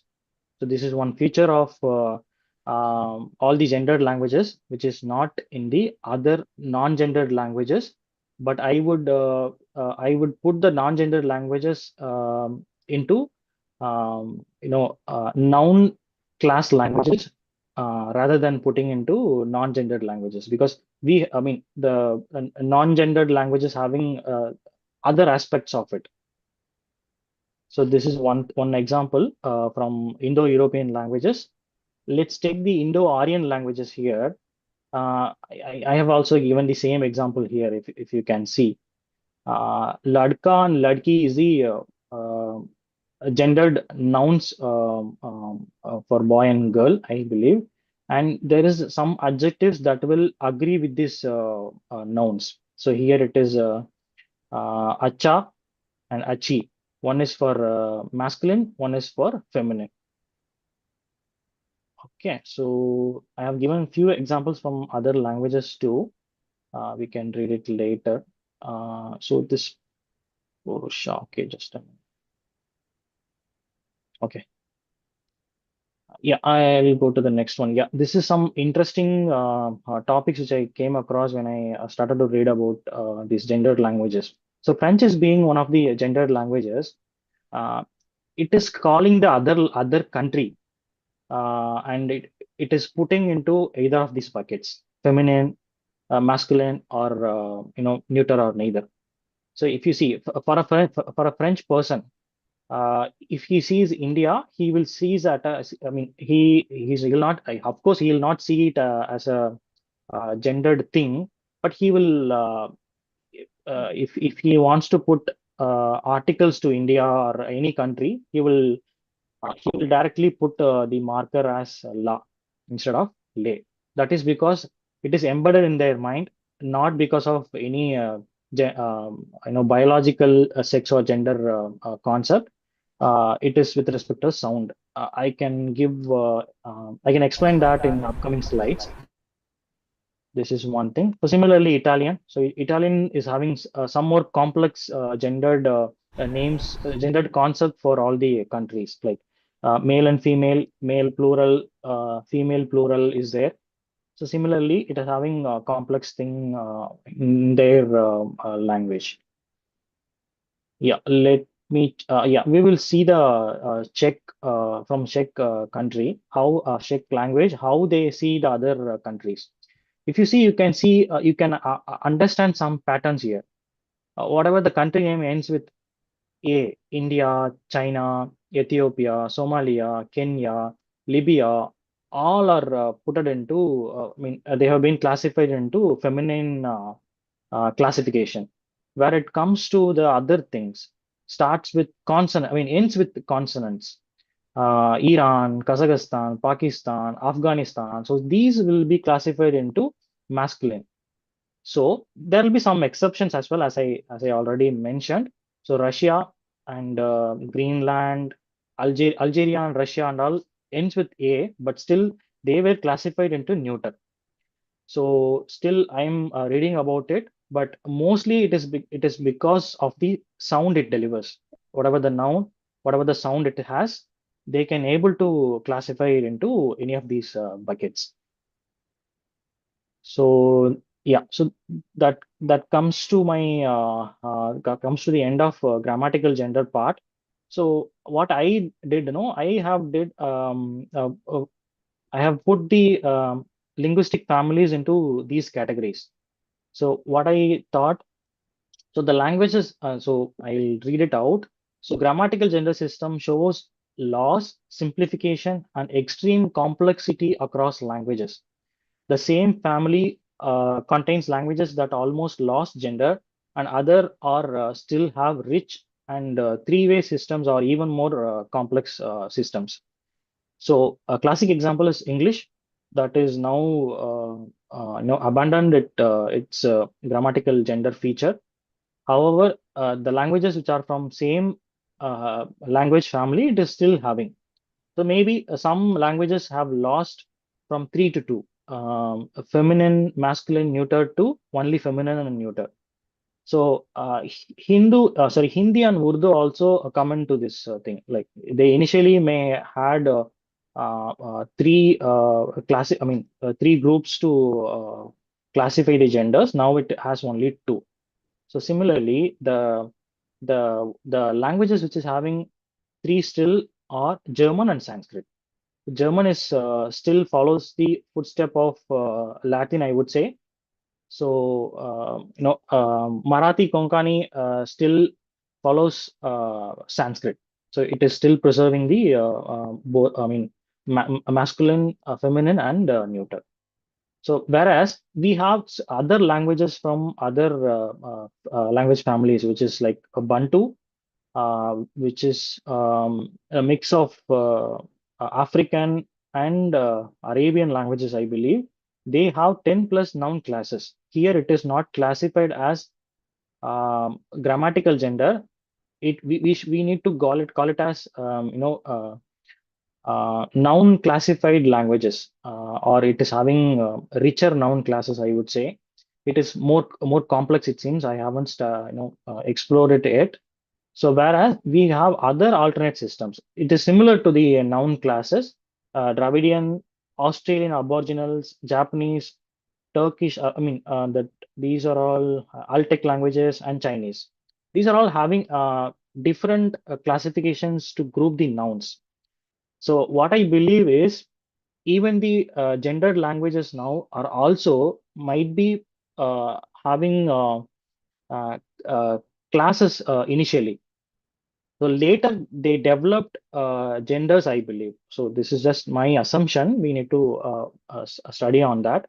So here, Dravidian languages are following rational and irrational. That is what Sridevi have mentioned. Uyardinai and Akrinai. Even in one of my slides, I have mentioned this might be the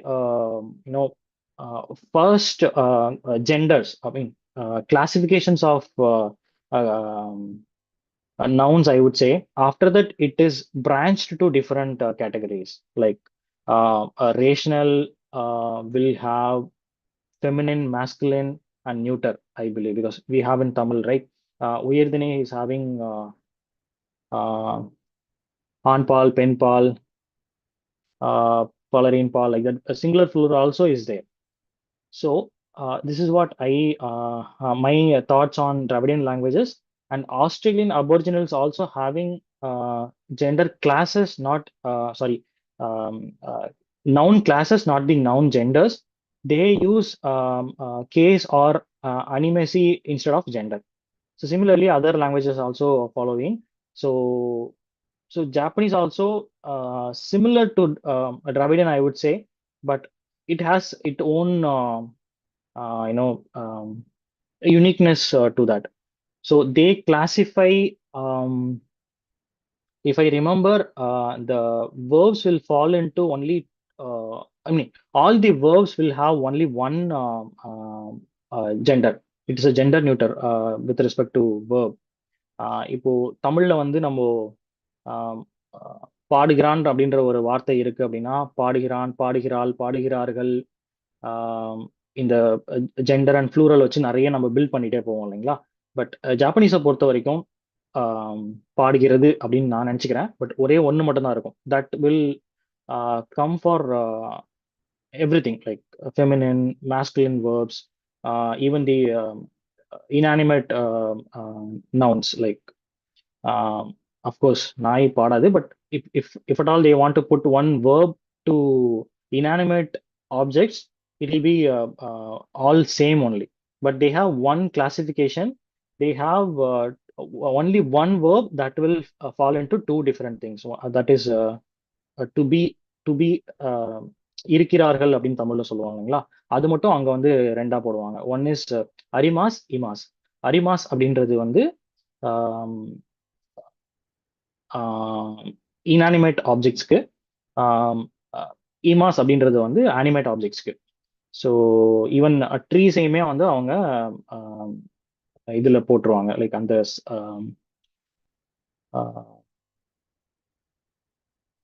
animate-ல போடுவாங்க. Okay, அது I have to read about that.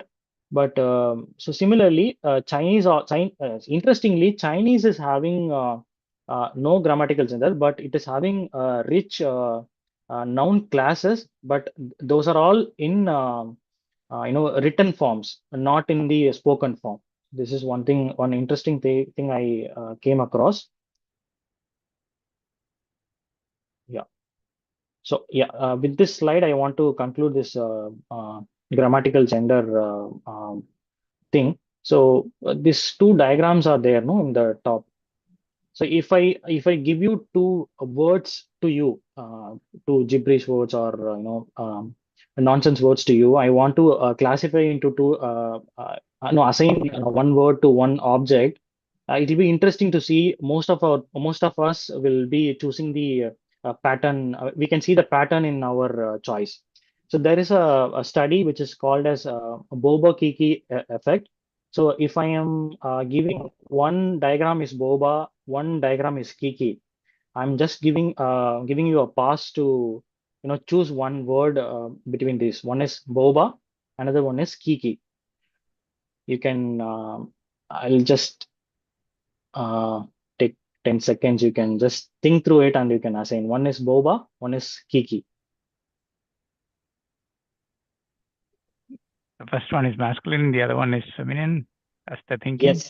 Yes, that is there. Yeah. And with respect to the word, which is Boba, which is Kiki? Kiki you will be guess? Kiki will be sharp star, and Star, Boba yeah. will be the blunted. Yeah. Interestingly, most of the people are choosing in this manner only. So this roundy shape is assigned to Boba. This sharp object is assigned to Kiki. There is some study which is I have said right that sound of a noun, the sound features of or the suffix of a noun plays a vital role in classifying into masculine and feminine. That is actually a secondary influence. That is what researchers think. So the first one is it is still arbitrary. So whatever the person, the native speaker thinks they can put that particular noun into either into masculine or into feminine. If their language is having neuter, they can put it into neuter if they want. So it is all programmed in their mind. But this sound thing comes into a picture as secondary influence. So this is one famous study on that. I mean, not with respect to gendered languages, but in general with respect to sound, how it relates with the actual meaning of an object across the languages. So that is Boba Kiki effect. You can go and read about it. Some I think some Tamilians are involved in that, and they have done some researches on that in USA. So with that, I'll stop grammatical gender. Postpositions, I quickly give some idea because Sridevi have already covered it. Even I haven't spent much time in in documenting this post position, since it is more obvious in Indian languages, including Indo-Aryan and Dravidian. So a postposition is a grammatical particle, such as a word or affix, that is placed after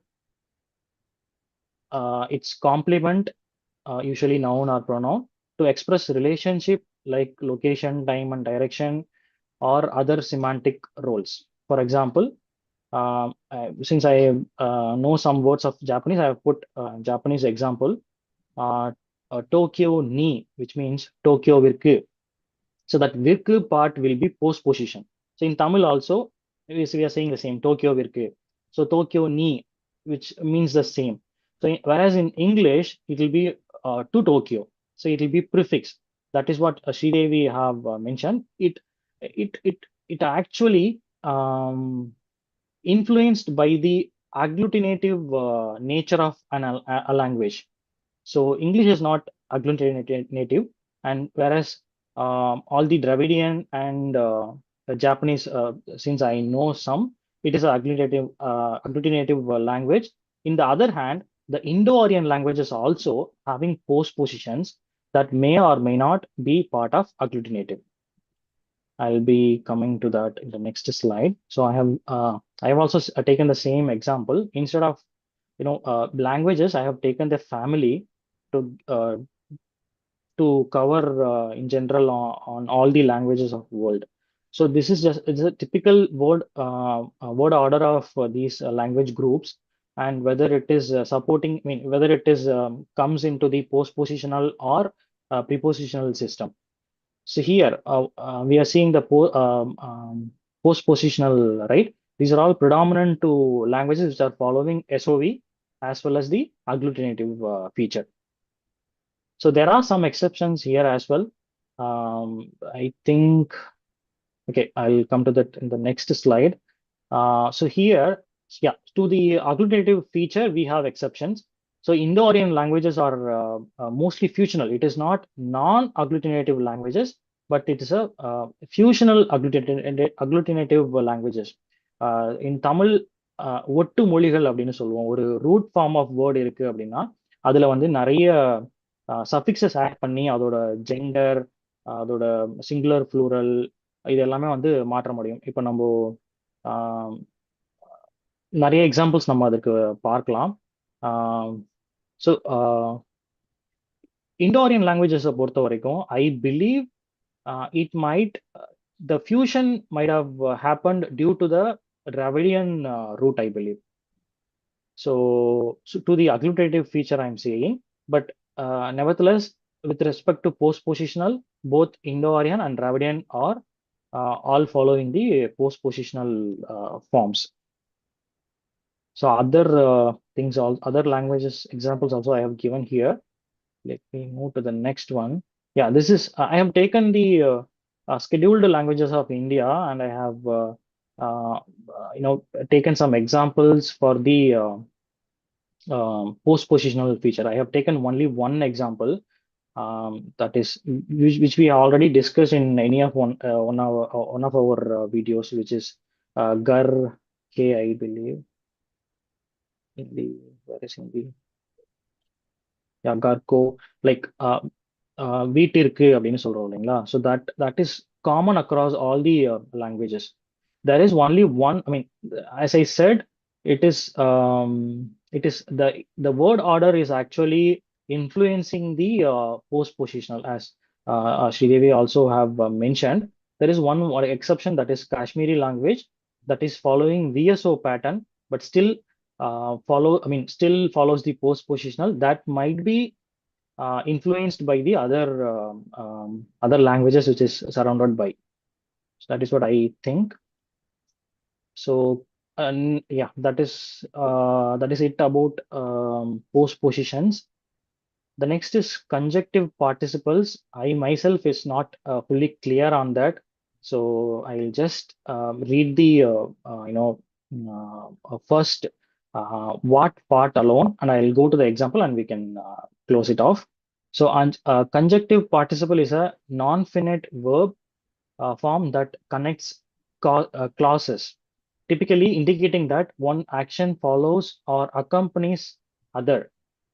For example, Hindi kar or k is added to the verbs or verb stem to form the conjunctive participle, as in padkar, having read.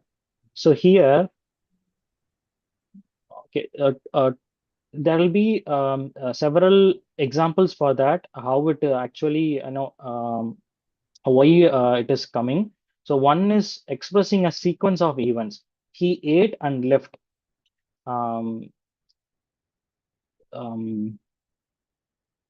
சாப்பிட்டு விட்டு சென்றான். அந்த விட்டு அப்படின்ற அந்த word வந்து it is actually playing a role of conjunctive participles, I believe. So similarly, there will be many words as well. So a few other concepts as well. One is show simultaneity, like he ran while laughing. சிரித்து கொண்டிருக்கும் பொழுது ஓடினான். அதுல வந்து இங்க போது, சிரித்து கொண்டிருக்கும் பொழுது அல்லது போது அப்படின்றது வந்து it is depicts, I mean it actually conjunctive participle, and it is also a common feature across all the Indian languages, both the Indo-Aryan and Dravidian, but the word will change. Whatever the suffix we are going to add, right, that will change in all the languages. So I have given some example. The red colors are not clear because in internet I have seen these are all some example conjunctive participles, but I couldn't find the example sentence from these languages. But some languages are very clear.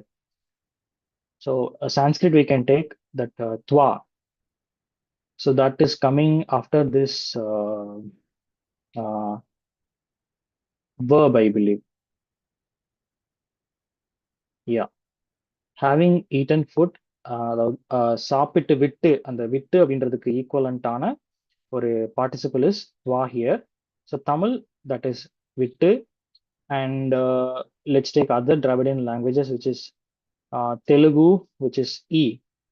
Tindi tinni, the tinni, I is coming in tinni, which is தின்னுட்டு, சாப்பிட்டுட்டு தூங்கினார் அப்படின்னு சொல்றதுல வர்ற இ. So similarly, Kannada also following the same sound, which is e, but here it is madi. Uta madi, nanu malagide அப்படின்னு they were saying. So similarly, if you see the other Indo-Aryan languages, you can find some similarity of these participles, like kar is used in most of the languages, whereas in Magadhan part of languages, it is similar to the Dravidian languages, I or a or a. So that just a minute, yeah. That comes to the end of conjunctive participles. So with respect to all the three things I have covered, which is grammatical gender, postpositional, and conjunctive.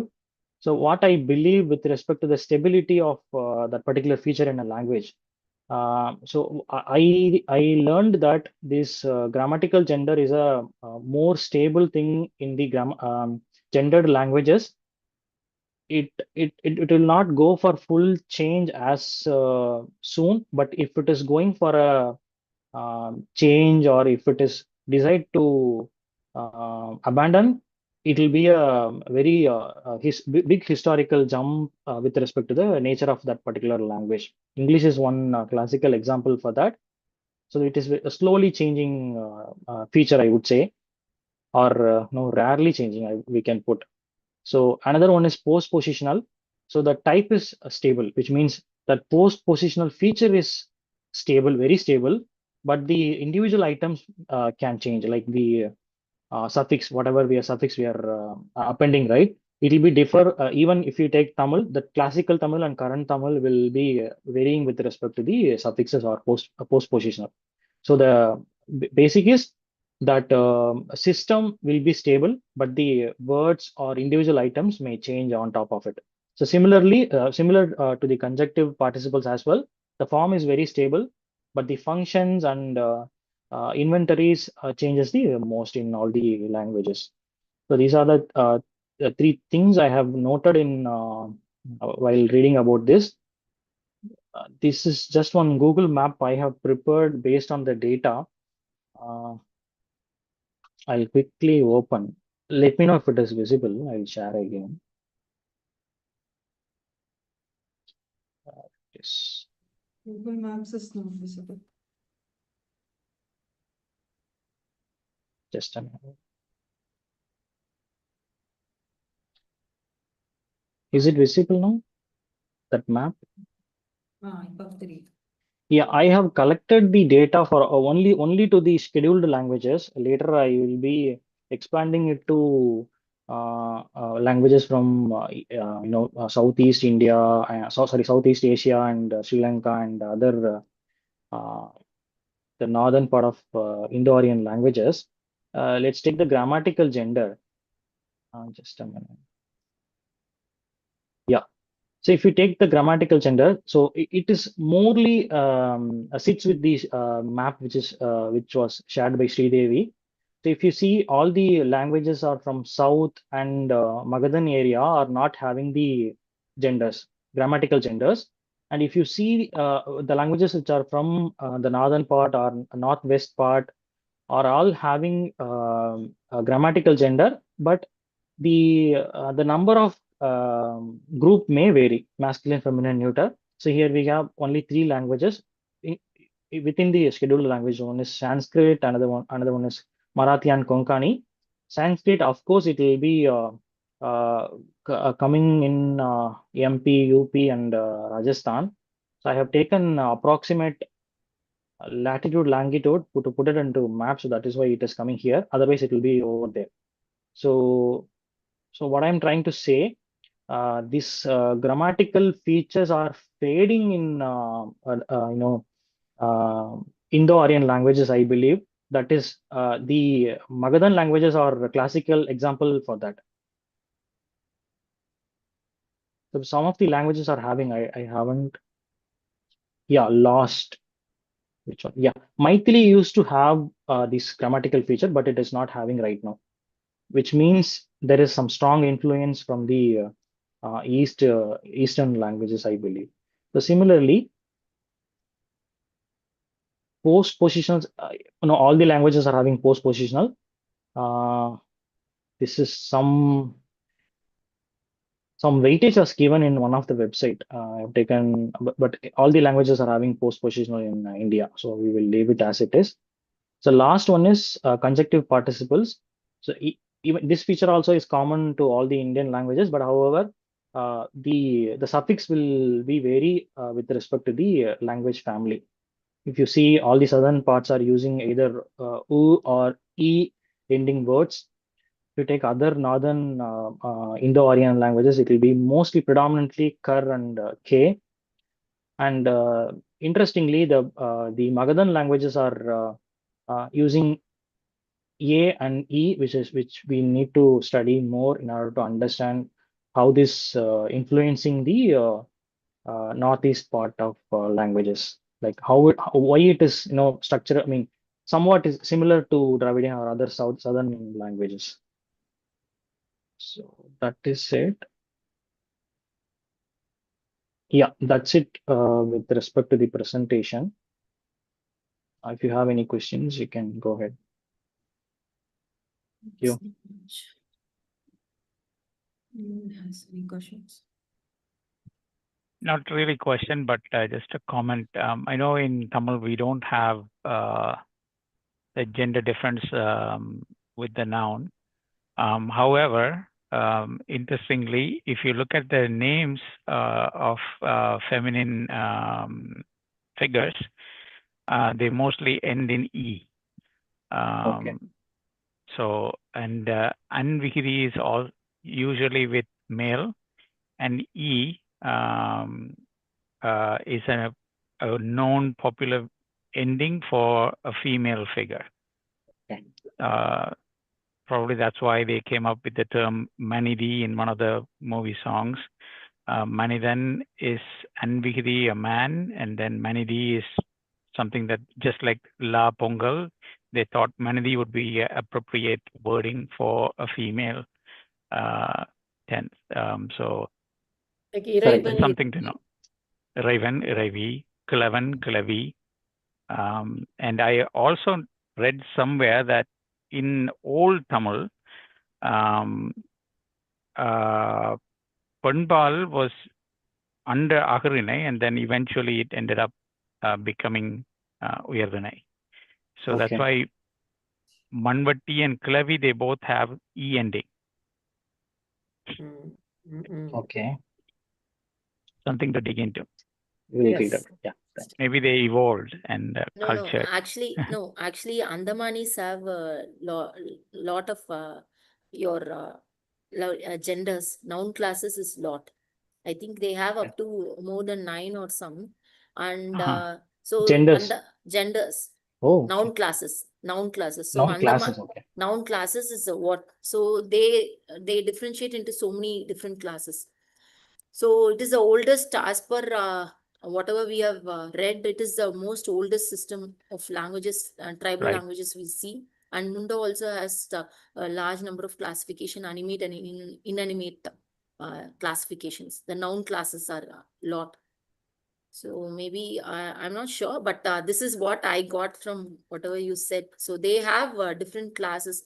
So the noun classes are It could more. have been influenced by other things and eventually turned Even into something different. whatever you are saying, like V, Vigadi, Iraivan, Iraivi could have been an influence from the Indo-Aryan. So it could be an influence also. I'm not sure, but just Yeah. Speaking of And gender, just a small point. Dropping of gender has also occurred in languages. For example, England, prior to the Romans arriving, they spoke Celtic. When the Romans came and ruled London, that's around 1st century AD until 4th century, they adopted Latin. In fact, Latin had a big influence on the local Celtic language. In the 4th, 5th century, Anglo-Saxons came in, which is a Germanic tribe, which had a gender system, German, Indo-Aryan language. But then in the 10th, 11th century, the Normans came, they were French, but they had a different gender system. So finally they decided by 11th, 12th century, let's drop the gender. So in English, you have nouns don't have a gender. So here is a classical case of 3 influences having an impact on the language. And I think similarly, this would have occurred in many other languages because in India, we have had different language influences, right? But I think the idea of natural genders seem to be very Dravidian because that is omnipresent all the way through all Dravidian languages. I'll stop there. Naga, very nice. I have a quick, it's not a question, but just a curious question to you. In one of the slides that you showed, it said the Japanese had no gender. And it said they organize around politeness and honorifics.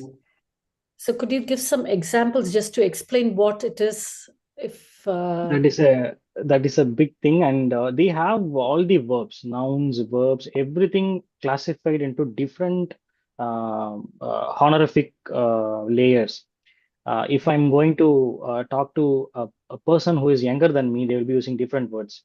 If they are going to talk to a person who is elder than them, they will be using different words. So words itself will change. Even the nouns also, they will be choosing the words based on to whom they are speaking. That is one thing. But I couldn't able to recollect the different examples because I'm learning only the honorific right now. So whatever I am learning right now, everything is textbook form, and it will be used as a honorific form. They have different honorific levels as well. okay. For example, they will not use the word our. Like they have certain anata is a word for our. instead of they will be using anokata. So they feel that is more polite than this word. So Okay. similarly, they will be using that. So with respect to the gender, they don't have gender classification with respect to the nouns. So this is So just that is just complex one. Okay. No, but it was are there interesting. Yeah, are there 3 levels of honorifics? Super hour, ordinary hour, and okay hour. exactly, sir. Exactly. They have interesting words for the levels. I will collect and I will share some other day. Yeah, that will be very interesting. Please do. Yeah, It is very yeah, interesting. sure. Thank you. Thank you. ஆதிசனோ ஸ்ரீதரனோ இன்னொரு நாள் பேசுவோம். ஏற்கனவே 2 It's too late for you guys. Yeah. Yeah, எங்களுக்குலாம் okay, உங்களுக்குலாம் தூக்கம் வரலையா? ஐயா கஷ்டப்பட்டு உட்காந்துருக்கேன். நீங்க வேற நான் 5:30 மணிக்கே எந்திரிச்சிட்டேன். ஸோ ஆமா, இங்க வெளியில எங்களுக்கு ஸ்னோ ஸ்டார்ம் ஆரம்பிச்சிருச்சு இன்னைக்கு. இன்னையில இருந்து நாளைக்கு ஈவினிங் வரைக்கும். ஸோ நல்ல ஹாட் வாட்டர் அண்ட் இந்த talk it's very nice. Maybe you guys can continue if you want to. Because அவங்க 2 பேரும் யூஎஸ்ல தான் இருக்காங்க. லைக் யூஎஸ் டைம் ஜோன்ஸ்ல தான் இருக்காங்க. நாளைக்கு கண்டினியூ பண்ணலாமா இல்ல அடுத்த வாரம் கண்டினியூ பண்ணலாமா? Voice Nalaki, I'm not available. It has to be next week. Can Next week. Yeah, Okay. 20th is fine. Saturday. Sridevi ஏதோ சொல்ல வந்தாங்க. Next week பண்ணலாம். ஓகே நாளைக்கு நான் இல்ல. சரி.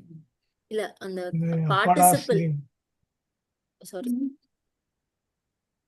நெக்ஸ்ட் வீக் சொன்னோடனே லீவ் விட்ட மாதிரி ஆச்சு. ஸ்கூல்ல லீவ் விட்ட மாதிரி. இங்க தெரியல 24th தான் விட்டுறாங்கன்னு நினைக்கிறேன் எல்லா ஸ்கூல்ஸும். பாமா அவங்க வந்து ஸ்கூல் விட்ட மாதிரி நீங்க செம தூக்கத்துல இருப்பீங்க போல.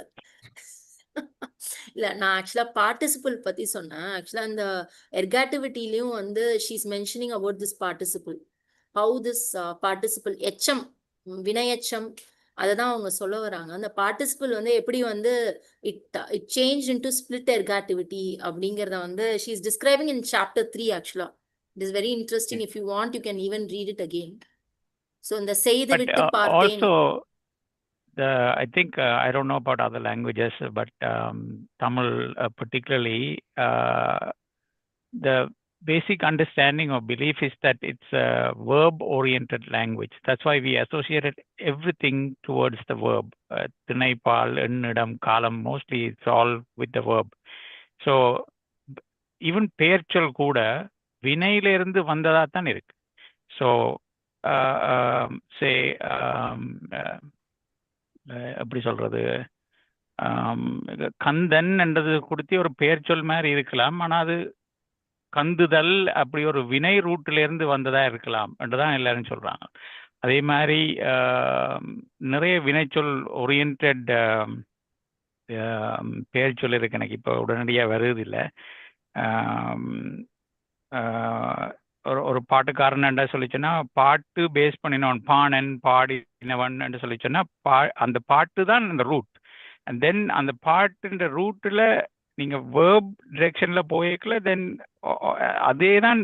So the root is the வினை. That's something that I thought about. It could be true, it may not be, but again further analysis can tell. But all these Indo-European, Indo-Aryan languages probably may not be.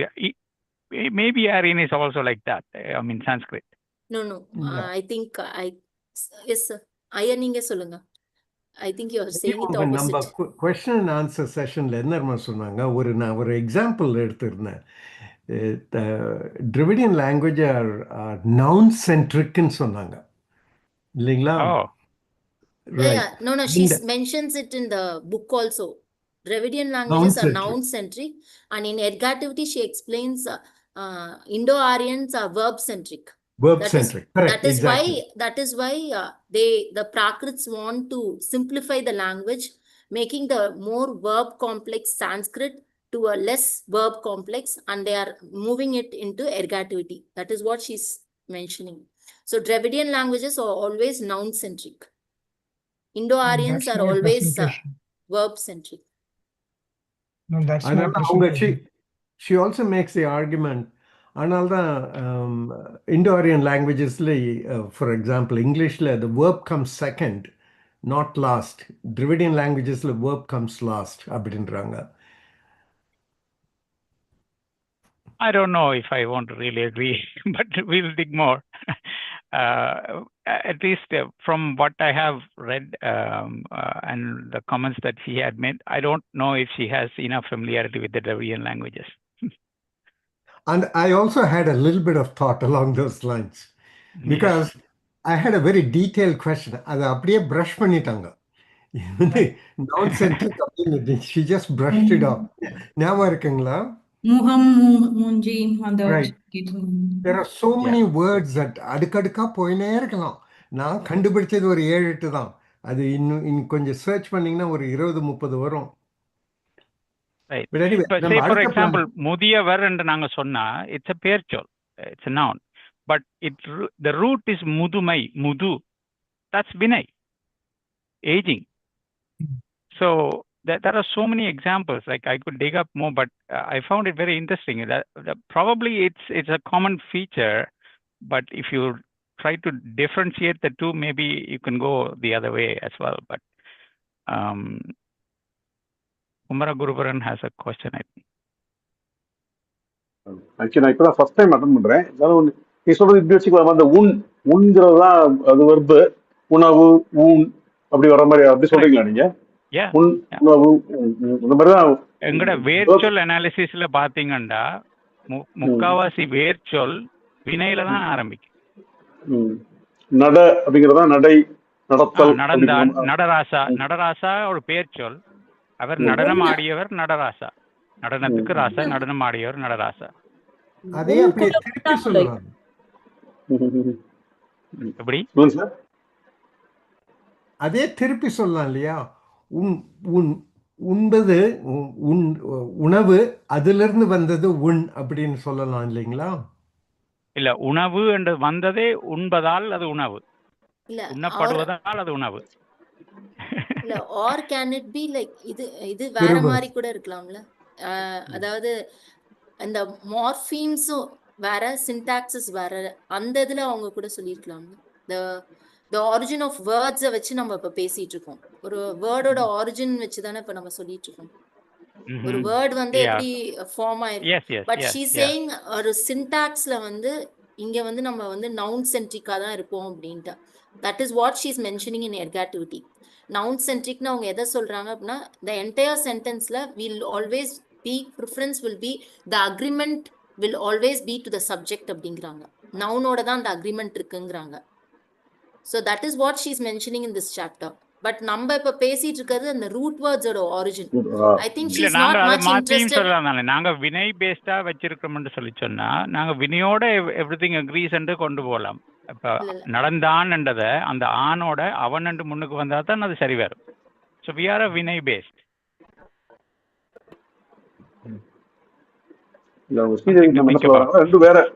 வேற topic பேசுறோம்னு சொல்ல வராங்க நினைக்கிறேன். What I am saying is the agreement, ஒரு sentence எடுத்துக்கிட்டீங்கன்னா SOV order is different. And what you are talking is the origin of the word. Etymology பத்தி நம்ம இப்ப பேசிட்டு இருக்கோம். உண்பது இதெல்லாம் வந்து the origin of words. நான் சொல்றது இங்க அவங்க சொல்றது SOV அப்படிங்கறது agreement, the relationship between the words பத்தி தான் சொல்றாங்க. ஸோ அந்த இடத்துல நம்ம பேசுறப்போ ஒரு சென்டென்ஸ்ல நம்மளோட டிராவிடியன் லாங்குவேஜஸ் எப்பவுமே எதுக்கு முன்னுரிமை கொடுக்கும் அப்படின்னா, it will be always to your subject. we are always to the subject. சப்ஜெக்டோட தான் அந்த verb வந்து அக்ரி ஆகுற மாதிரி இருக்கும். அதை தான் அவங்க சொல்றாங்கன்னு I thought, but now your ஆனா அந்த even ergativityலவே I had reservations on that one too. So she said Tamil is non-ergativity, right? Is that right? Right. But on the passive tenseல you could still do that. சரி, நீங்க போட்ட எக்ஸாம்பிள்லயே ஒன்று எடுத்து பார்த்தீங்கன்னா you could completely change the Tamil and meaning will not change at all. இல்ல passive voice is different and ergativity is different. That is what she's saying. Why? The meaning is not lost. I think let's read the third chapter. She's very detailedly explaining how the past participle, the verb participle is getting changed And she has given very clear examples, like how the passive voice is getting changed into the finite verb is getting changed into a participle, taking along with a marker. Yeah. In her North Indian languages, yes, I get it. But did she quote anything in Tamil? No, Tamil, we don't take any markers, right? When we change it, passive voice. Raman Ravananai konnan. Right. Raman Ravananai konnan. Ravanana Ramanal Ravanan ராவணால் கொல்லப்பட்டான். Ramanal Ravanan கொல்லப்பட்டான். அங்க கொல்லப்பட்டான். அவ்வளவுதானே? Yeah. கொன்றான் ராமன் ராவணனை. அதுவும் சரிதானே? கொன்றான் ராமன் ராவணனை. ராவணனை. இல்ல, Yes. we don't. அதான் I saw that change is not agreeable in Tamil.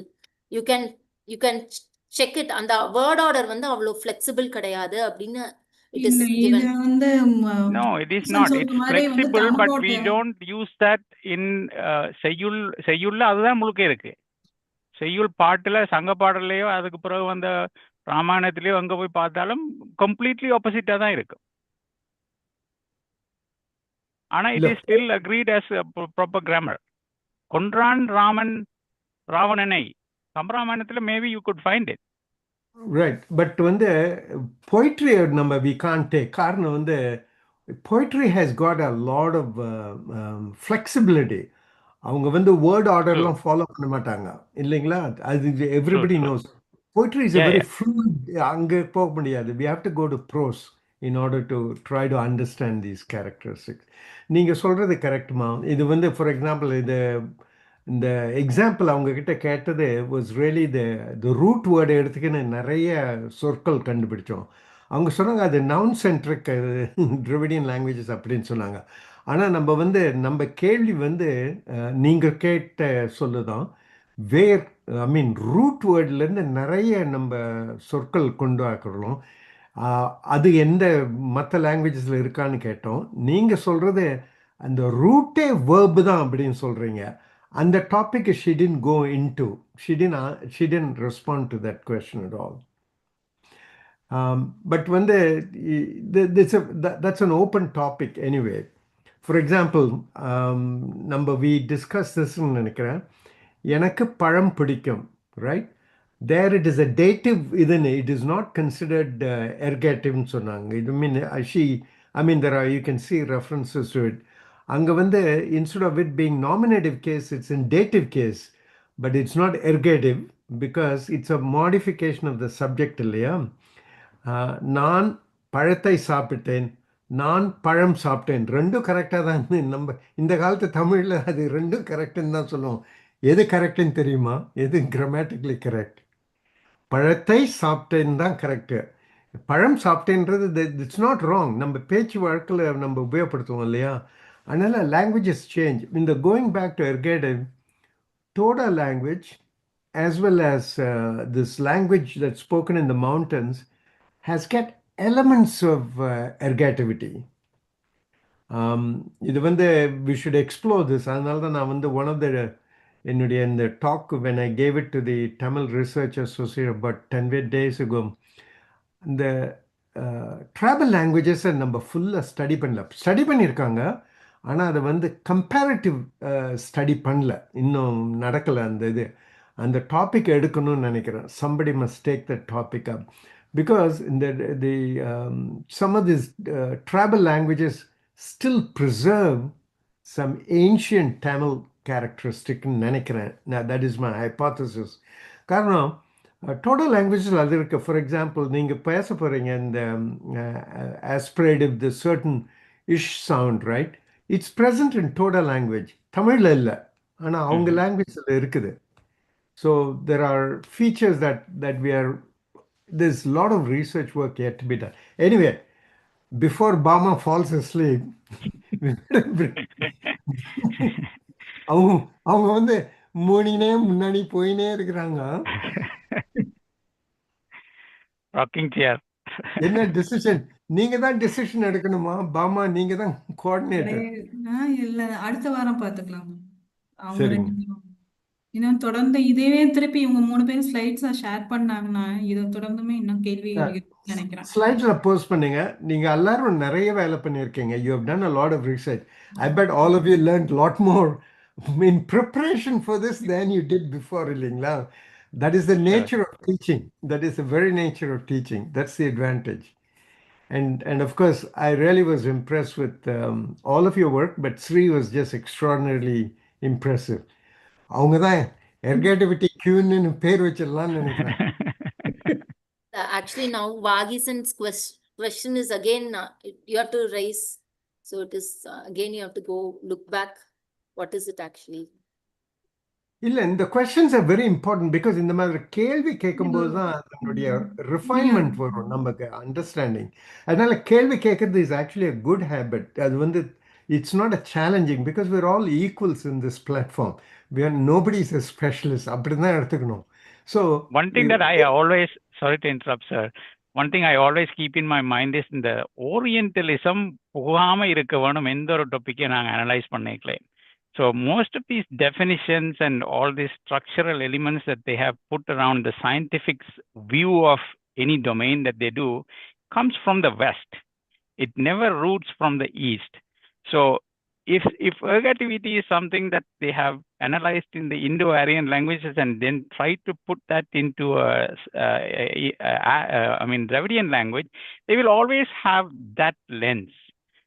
You should come bottom up from the other side, and probably you will end up with changing the definition itself. That's my view. தொல்காப்பியத்தை முதல் படிக்கணும்னு சொல்றீங்களா? 100%. நீங்க வாங்க உங்க கேள்வியோட முடிச்சுக்கலாம்.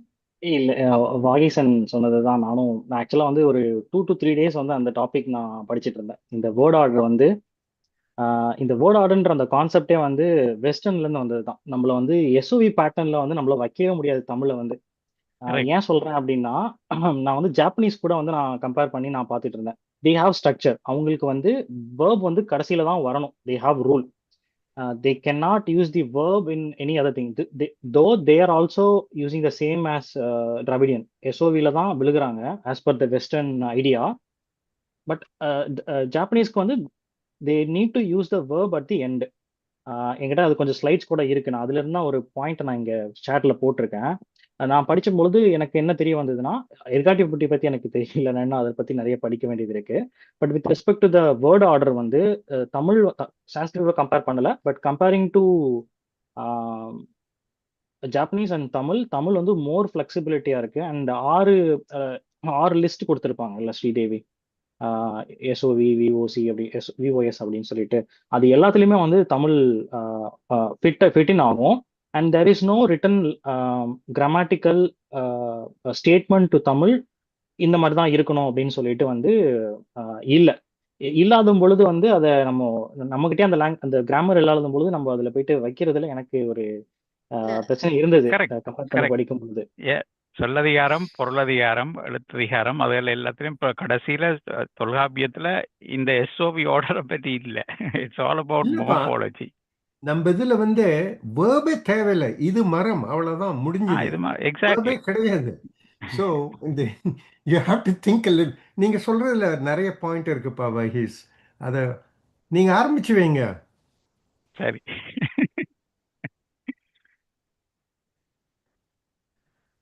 Okay, we'll say goodbye for now and then reconvene.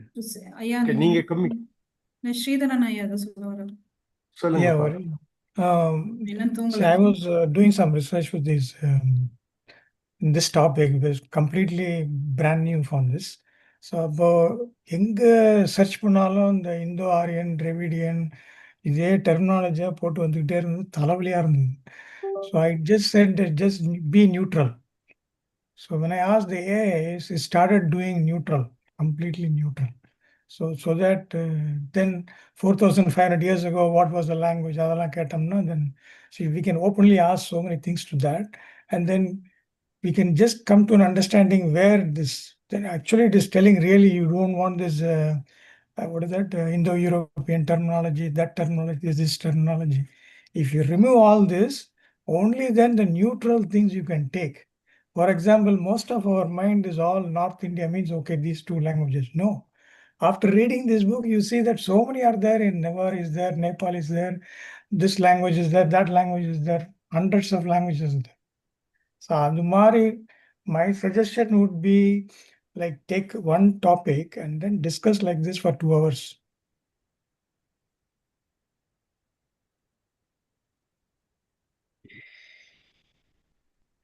Organizations. Yeah, can quality ஆயிட்டீங்க இல்ல அவர் என்ன சொல்றாரு, நம்ம இந்த மாதிரி பேசுறது நல்லா இருக்கும் அப்படின்றாரு. It's a good idea. நம்ம regularly on certain Saturdays or Sundays இந்த மாதிரி ரெகுலரா Just பேச one topic, because all of us are putting efforts, but when we cramp for time, then we're not able to express properly.